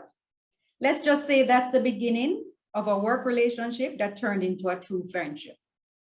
Raymond was an integral member of our team. He was the resident pastor. That was the first thing. He was a motivator, counselor, and at times a team leader when I went off on vacation.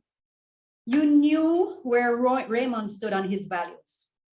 His honesty was measured. And I can remember at Digicel, he started out by saying, Sue, you know, say you're rough. You're fair, but you're rough. I'll go buy some sandpaper for you and rub it down a little bit. He laughed then. He started using it then and he continued it straight through our friendship.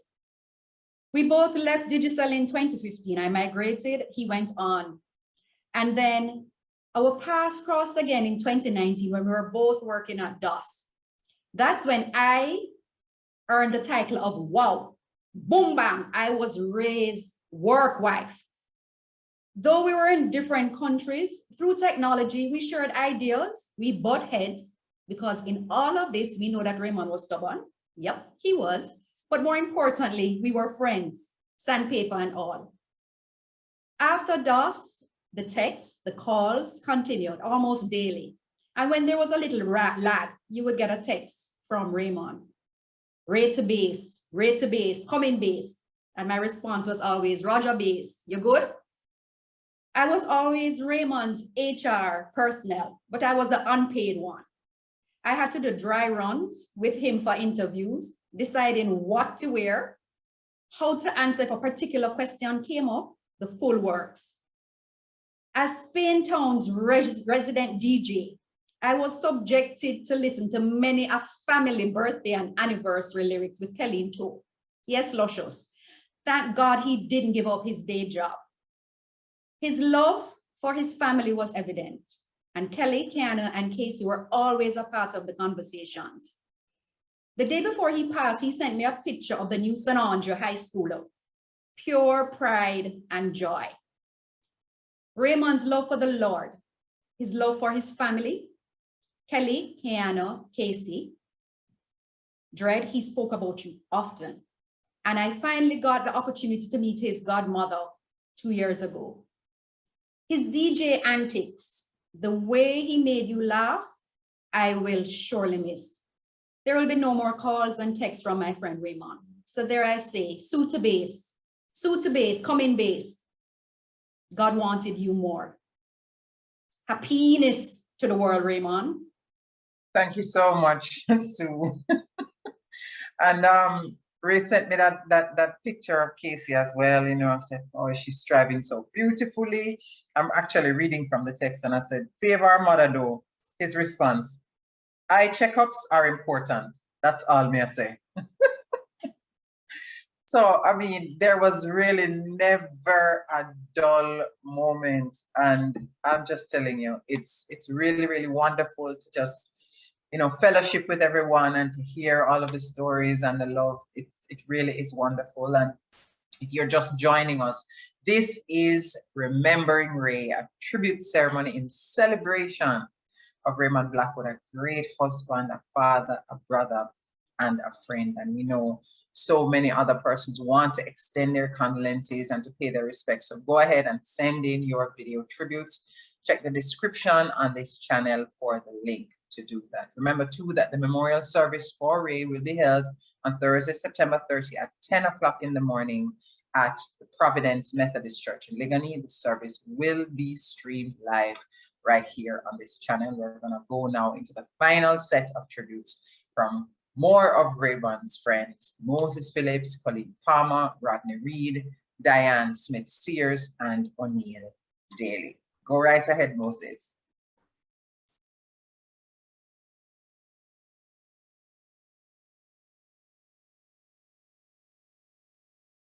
Pleasant good day to you all. It's really an honor, a privilege for me to say something on behalf of my friend. I relocated to Ensom City January of '88. After my house was burned down, I came there because my bigger brother clothes could fit me. It was then I met Raymond Blackwood. Later on that year, we had a football competition we call Street League. And I was invited to be a part of the team, being that I was now living on Fulmer Way. Raymond was the captain of the team then. We became friends. I mean, Raymond, Pete, Docker, and myself, we were the younger set of guys on the street. The other holder set, my brother and Pablo and the other one. So we sort of banded together. I coming from a sort of garrison setting, I was not familiar with certain things. And of course, Raymond would introduce different things to me. For example, I was taken to the cinema the first time by Raymond Blackwood. I went to Champs the first time, Raymond and Pete. And we developed these relationships. I mean, I used to dress a little different from the others. We had an incident and the name Fertile Freddy came in place. And they were calling me Fertile Freddy until Raymond decided that no, the name is Freddy. And I mean, he kept on calling me Freddy until even my smaller brothers and sisters now call me Freddy. When they call me on the phone, it is no longer Moses, but Wagon Freddy. Raymond seldom called me Moses. It was always Freddy. I think I am the friend that, how should I put it? The more down-to-earth friend, non-professional friend, if we should use a term like that. When Raymond really want to get down-to-earth, hardcore, you would call Freddy. And we would discuss everything important in our life. We were there. When his mother died, we were there together. We started working the same day. It was Mr. Blackwood who brought myself and Raymond and Garfield to work. And our first day of work, I started at the then Jamaica Oxygen and I settled in. Garfield at some computer place and Raymond at VMBS. My sister died and it was Raymond and I who was back and forth, Spanish Town, we did the whole funeral thing, St. Thomas. I remember when I went to the funeral parlor, they said, people were saying that when you carry the body in a private vehicle, it always breaks down. So I say, all right, listen, Raymond, we're gonna use 2 vehicles. So I got a Dodge Ram and a F-150. I was driving the F-150 and Raymond was right behind me with the Dodge Ram. The instruction, the F-150 breakdown, we just gonna put the body in the Dodge Ram and you continue.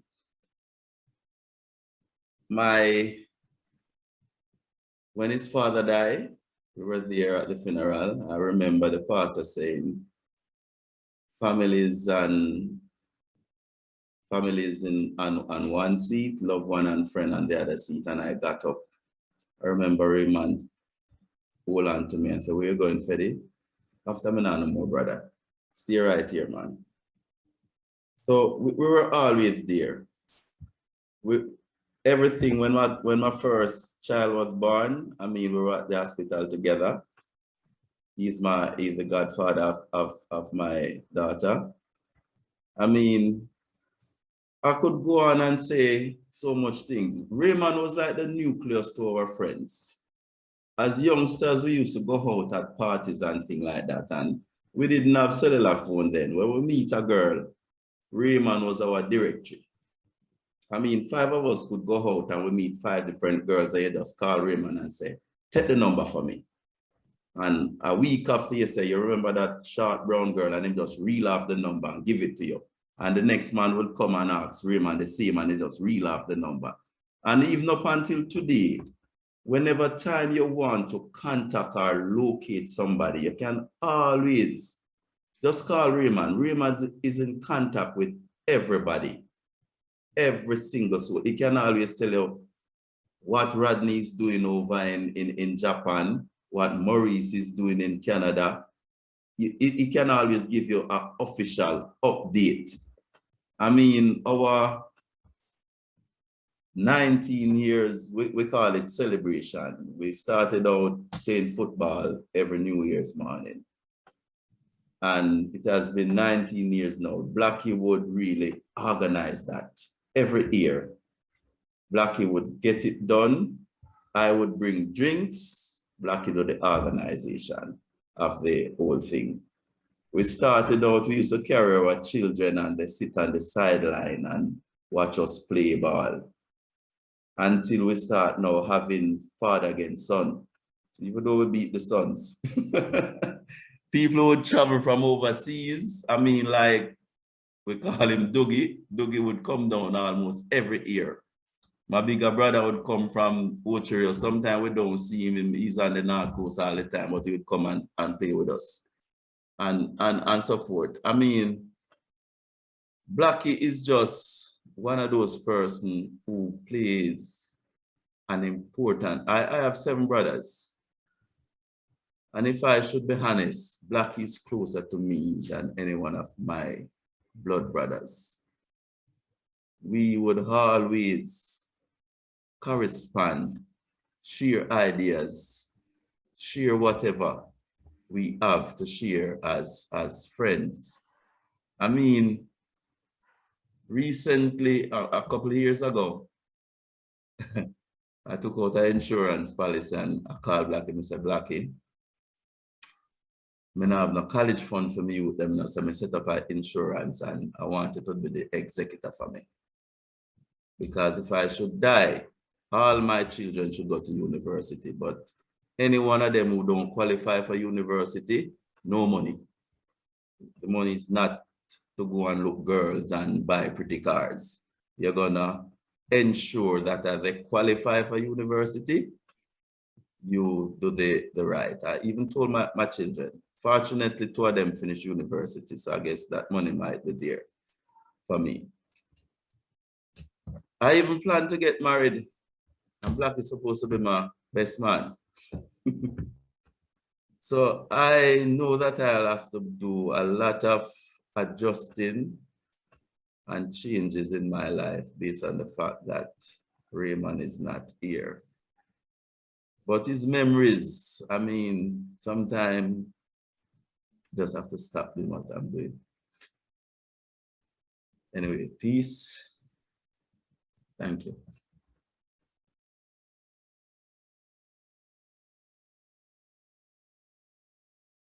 Allow me to borrow from the words of the poet who said that there are some who bring light, a bright light into this world, that even after they have gone, that light lives on. And I think that that poet was thinking about Raymond, or that he knew him, because Raymond is certainly that kind of person. And as I listened to friends and family pay tribute to this phenomenal man this morning, I'm quite certain that we really knew the man and that he was a real man, because everybody, you know, in church, you say you're giving witness to what somebody else says. I'm sure we can all bear witness to that. So I had the privilege of knowing Blackie, because that's what I called him. I mean, Raymond was one of those names that we called each other when we were in a professional setting, but he was Blackie to me about 35 years ago. And my earliest memory was of him playing football at what we called the Dust Bowl in Phase 2 in Ensom City. So it ties in with what Kenyana would have said earlier this morning. But it really wasn't until the early 90s that our friendship developed. And Raymond, though he was younger than me, became my big brother. My big brother in the sense that I went to Raymond for every and anything. We spoke about everything. Kelly was always there, as her brother said earlier. And I remember when Raymond decided that he was going to settle down with Kelly, he became a Christian, he was going to settle down, and Kelly was to be the mother of his children. And we had that discussion. And he said, sis, and he called me C. So everybody else had a name, but I was simply C. And he said to me that he wanted me to toast him at his wedding. And that to me was such an honor. And he toasted me. at my wedding a year later. So we have had this kind of a relationship. Raymond was my anchor. He, like Cheeks, he held me down in some serious times, always reminding me that there was so much more that I could be, and always encouraging me to be my better self. And I will forever love Raymond for that. You know, Raymond loved his family. As everybody said, he had an order to life. Family, Kelly, Casey, Kiana, Dread. I remember when Kiana became 16 last year, he sent me her 16-year-old video memories to say, look at Kiana and look what God has done. He was very proud of his children.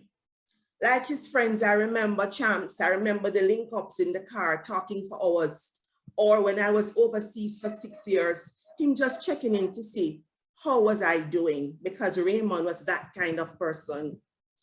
I think about our last interaction when we saw each other, and he said, see, my sister, I know so we live, you know, COVID can't be doing this to us. Or our last conversation when he was pulling me up and he said, see, we have to do better. And his last words to me was, see, you must do better. And so today I know your promotion was sooner. You got the big work sooner than we all expected, but I want you to know that I choose to celebrate your life. And I want you to know that I am doing better. And I plan that I am going to continue to do better, and I will keep in touch with our friends and with Casey and Kelly and Dread. I want you to know that as Raymond was my anchor, I will be your anchor. Rest in peace, my brother, and I will see you in the morning. I'm making sure of that.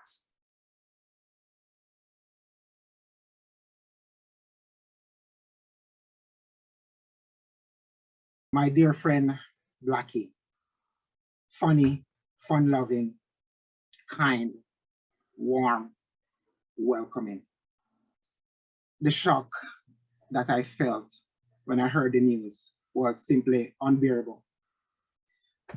But I'm not here to expand on that today. I'm here to talk about our 38 years of friendship and brotherhood. Well, the story begins in first form.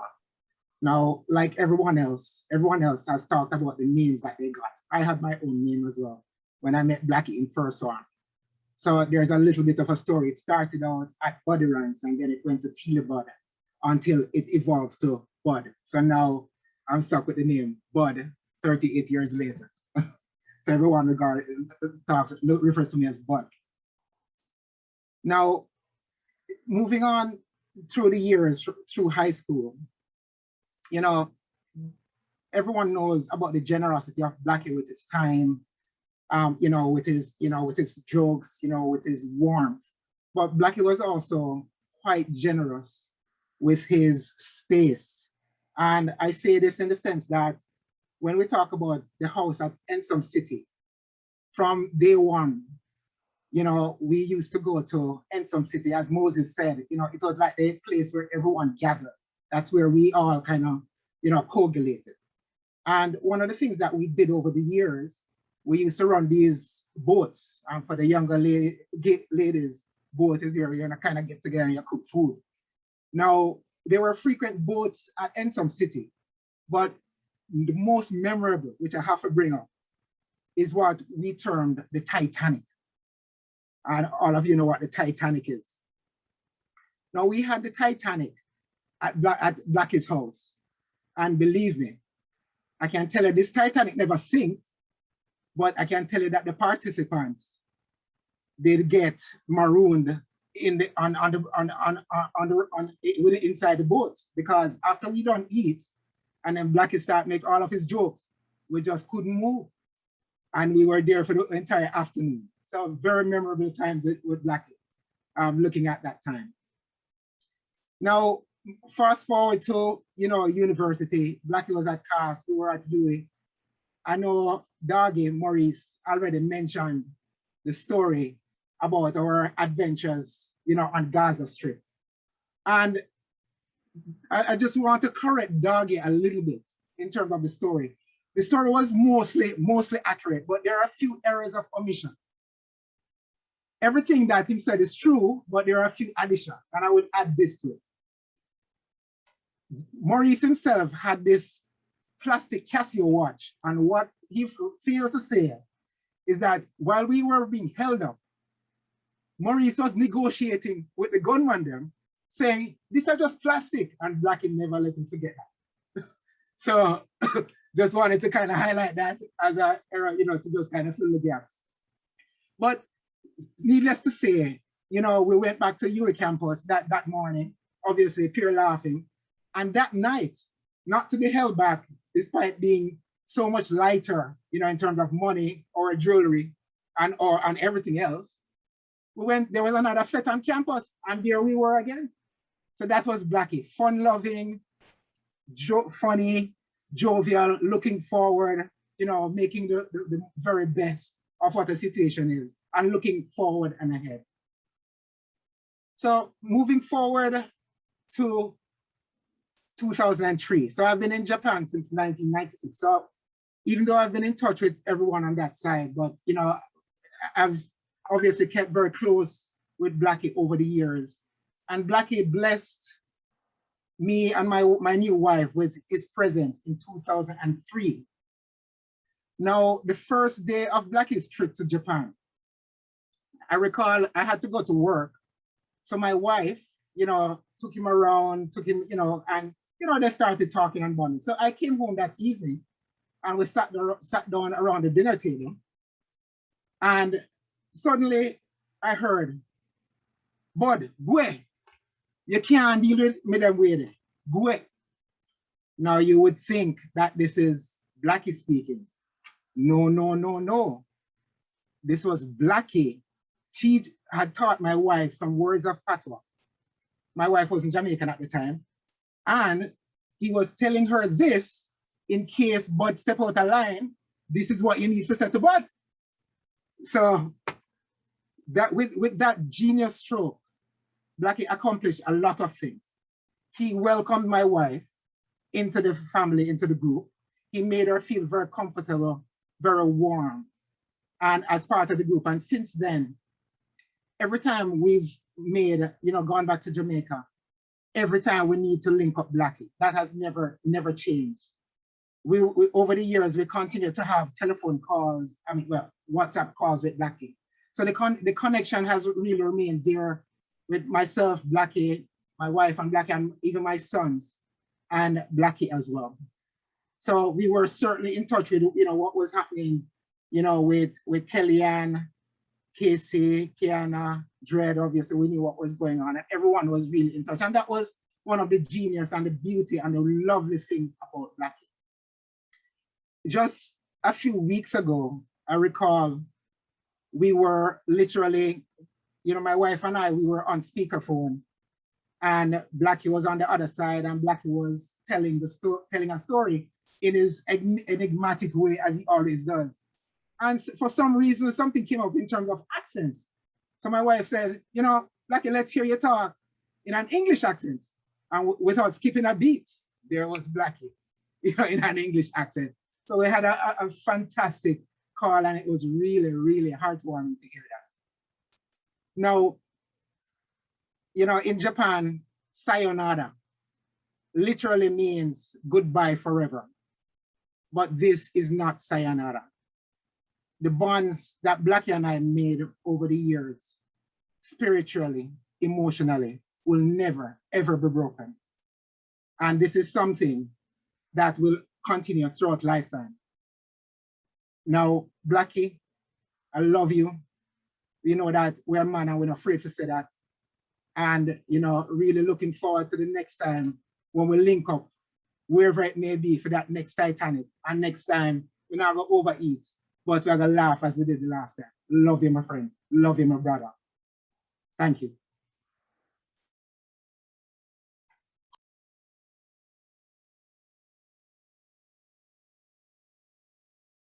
It is said that this strong bond of friendship is not always a balanced equation. Instead, Friendship, in fact, friendship is not about giving and taking in equal shares. Instead, friendship is grounded in the fact that you know exactly who will be there for you when you need the support, no matter what or when. This was the type of friend that Raymond was. He was caring, trusting, empathetic, supportive, a good listener, loyal, non-judgmental, and was always able to see the humor in life. My relationship with Ray commenced when we collaborated as colleagues working for the same company. It was at this time that his calm, considerate, warm, and genuine personality became evident to me, and to cut a long story short, we became friends. The friendship continued beyond his tenure at the workplace and steadily grew.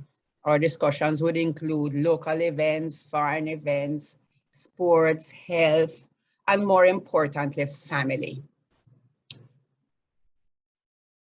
Our relationship grew into a friendship that saw us being able to talk about and share most things. Raymond was a consummate family man. He loved Kelly and his daughters world without end. He lived for his family, and they came first in everything that he did. And whenever we spoke at the beginning or the end of the conversation, he would always ask, "Lady Di, how mommy? She all right? Hail up Lawson for me." Lawson was my son. Raymond was always there to listen to me when mommy had issues. And though not physically present, walked with me through the ups and downs. I could always depend on his listening ear. Raymond, as everybody has said, was an avid sportsman, and that was in fact the catalyst for our friendship. It started with champs, and then of course the wider track and field and Formula One racing, as we were both Lewis Hamilton fans. On every Formula One race weekend, and Kelly can attest to this, and often in between, we would have conversations about the rivalry between Mad Max and Lewis, Red Bull and Mercedes, as we would prepare to watch the practice sessions, the qualifying sessions, and the race.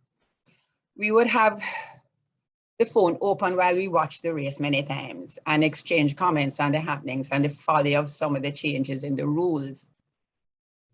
Lawson would always start off the conversation with seatbelts on, helmet on, ready to go. Ray unfortunately did not see the last race, which ended up with Mad Max's car on top of Lewis Hamilton's car. Oh, I missed not having his analysis of the event. Of course, we were both biased, but Ray's kindness always came through. And I would, of course, be in disagreement sometimes by responding, "No, Baba, you did not see what I just see. You didn't see what just happened." But of course, he would meticulously go through what just happened in his eyes. And sometimes we came close to agreeing. We would frequently speak about the propaganda track, which is in Eugene, Oregon. As I said, he had a name for everybody. Man was Lady Di. The track in Oregon in the United States was the propaganda track. And the exploits of the athletes there and on this really suspiciously fast track. I shall miss our many conversations, but I'm confident that as a man of faith, Ray's seatbelt and helmet were on. He was ready for that next journey with the Lord. He was a special human being, and I'm sure that Ray will be blessed in the next life, as I was in this life for knowing him. Kelly, thanks for sharing him with all of us. Love and friendship is the only cement that will ever hold this world together, and in losing Ray, we have lost a vital part of that network. Sleep well, my friend. I shall sorely miss you. Rest in peace.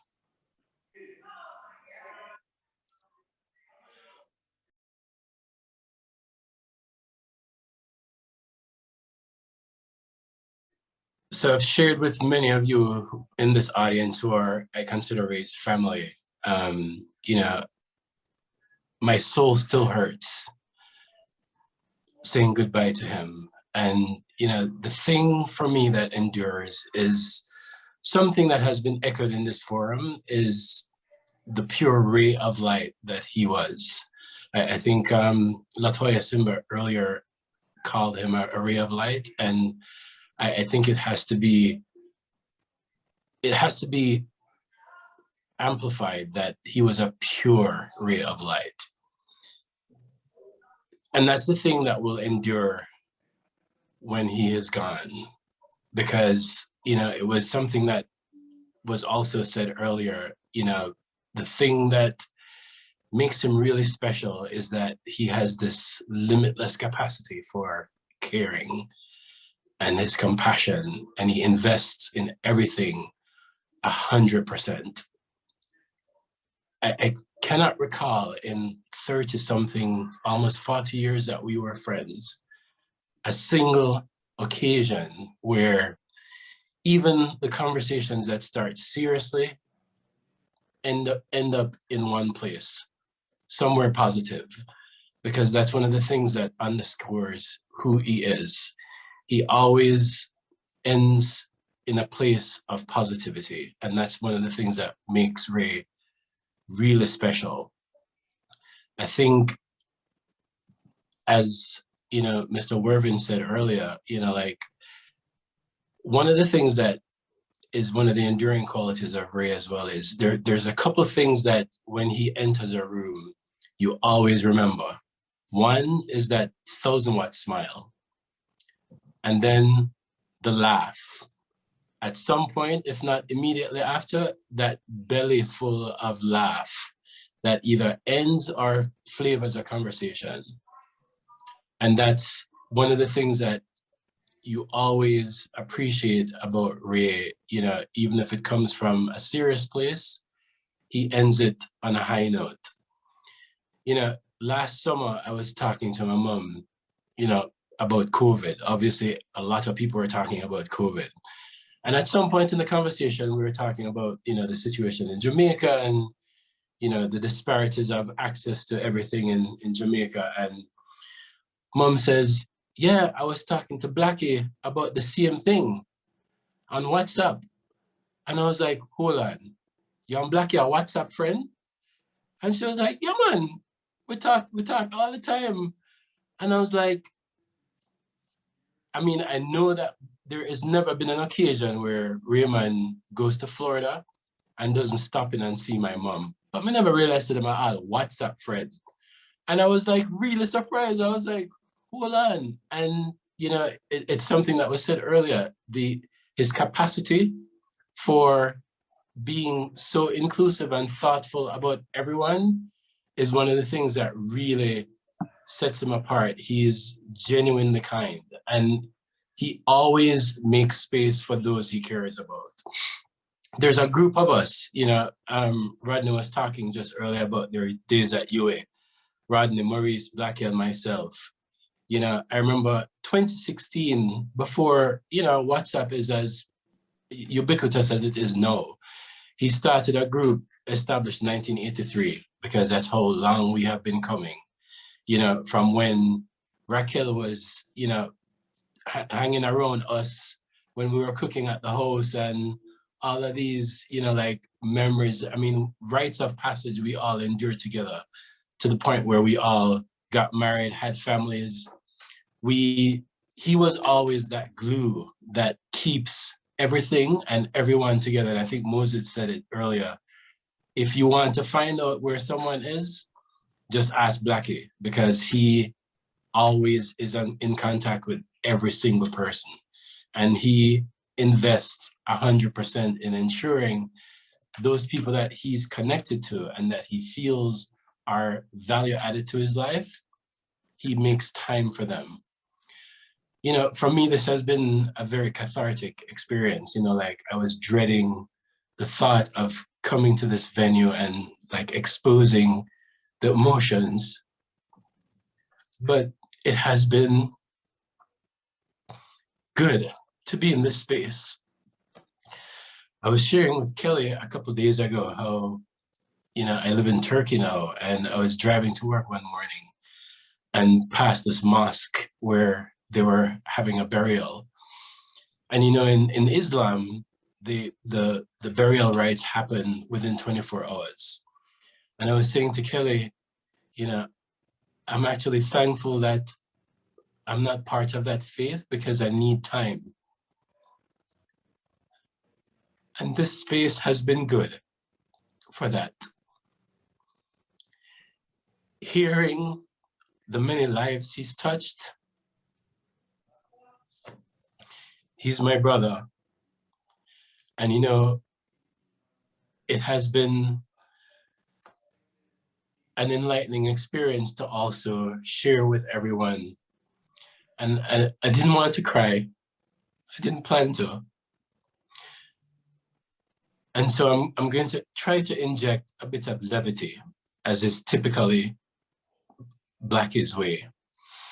Because I remember the last time I saw him physically, I mean, we've always, I mean, not a single week goes by where either I reach out to him or you get a WhatsApp, "Una good?" Because that is Blackie's way. But I remember after the excitement of Tokyo, we were like, boy, Scamp, we really need to link up next year, you know, because I was living in Morocco where they have a Diamond League. And when I went to Morocco, I was saying to Raymond, this is the time to actually go to a Diamond League race because the stadium is right next to my house. So after the races at the Olympics and, you know, you start coming off the high, we're like, Blackie, we're turning 50 next year. We have to make this happen.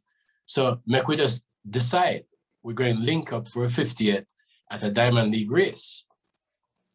We say, don't matter which one, we just pick one and we're going to do it. Typical Blackie, Scamp. Make we stick a pin in that. We're going to do it, you know, but here what happened.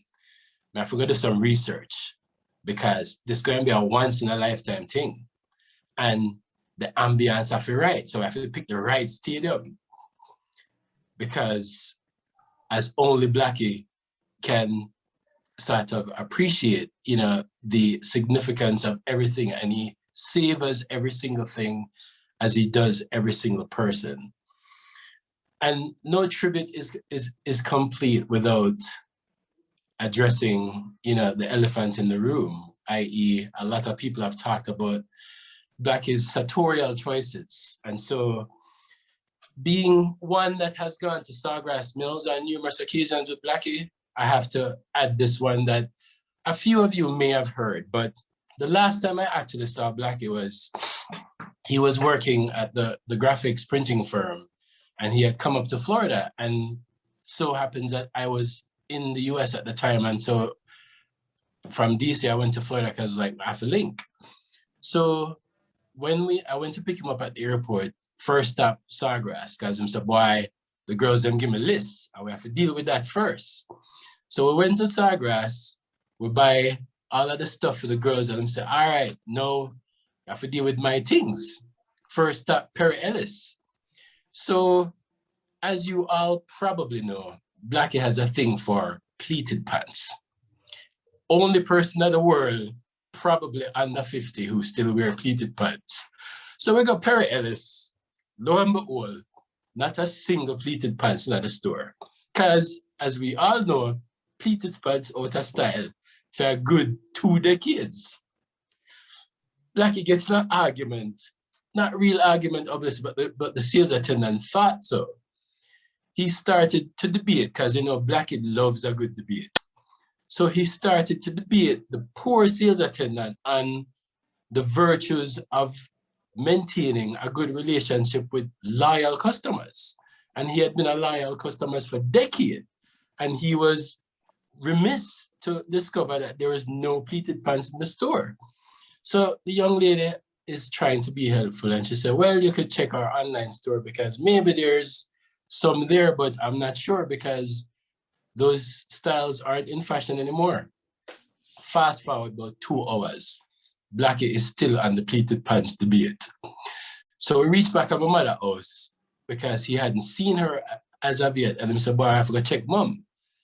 So we got to mom's, had some lunch, and him draw my mother in a debate. So him said, Mom, I have to ask you a thing about, you know, pleats and pants, because, and him recap what happened at the store. So my mother turned to him and said, then Raymond, people still wear pleated pants. He finally let go the conversation at that time because him said, boy, mom I work with him.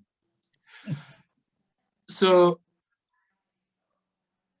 the thing that I will sort of end with is, you know, with Kiana, Casey, Kelly, and Raquel in the audience, I think, you know, for me, like I said, this has been a cathartic experience.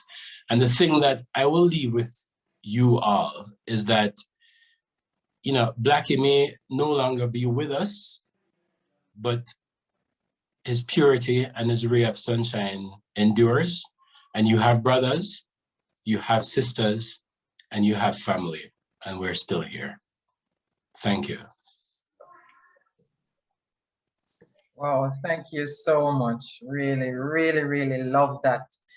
Wow, I don't know about you, but I feel warm, I feel loved, and this has really been such a good space. And thank you to everyone who, you know, joined and who shared. Thanks, O'Neill, for that, and everybody else who went before. Raymond, Sister Dread is going to move the vote of thanks now, but I have a quick question before she comes. What did the bald man exclaim when he received a comb for a present? Thanks, I'll never part with it. I'm just killing myself with these really corny jokes over here. Really, really bad. But it's just been a wonderful, wonderful time. And I do think that's quite enough from me and my corny jokes today. Dread?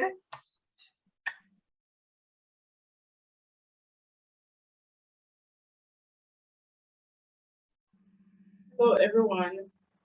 The outpouring of love and support has been tremendous. The sentiments depicted in the tributes really capture the essence of Raymond. Listening to the tributes has brought forward a range of emotions. However, as a family, we choose to focus on the fact that we're blessed to have Raymond in our lives. Thank you to everyone who has prayed, texted, called, and visited us. It is indeed a challenging time for all of us, but I know with time, we will learn to adjust to him not being here physically, but entrenched forever in our hearts. Thank you again for your support.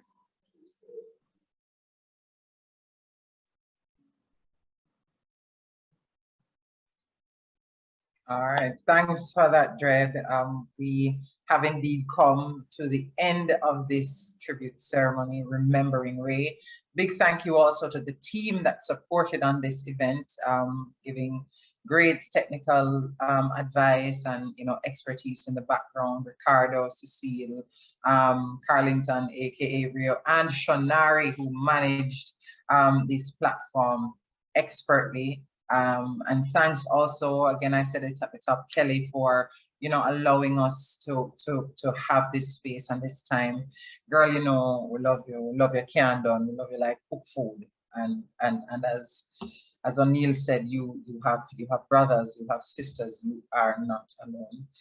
Another reminder to those joining us on YouTube that you can share your own tribute by submitting a video using the link in the description section. Reminding you also that the memorial service for Raymond will be held on Thursday, September 30 at 10 o'clock in the morning.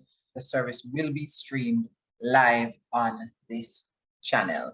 Until then, stay safe and walk good.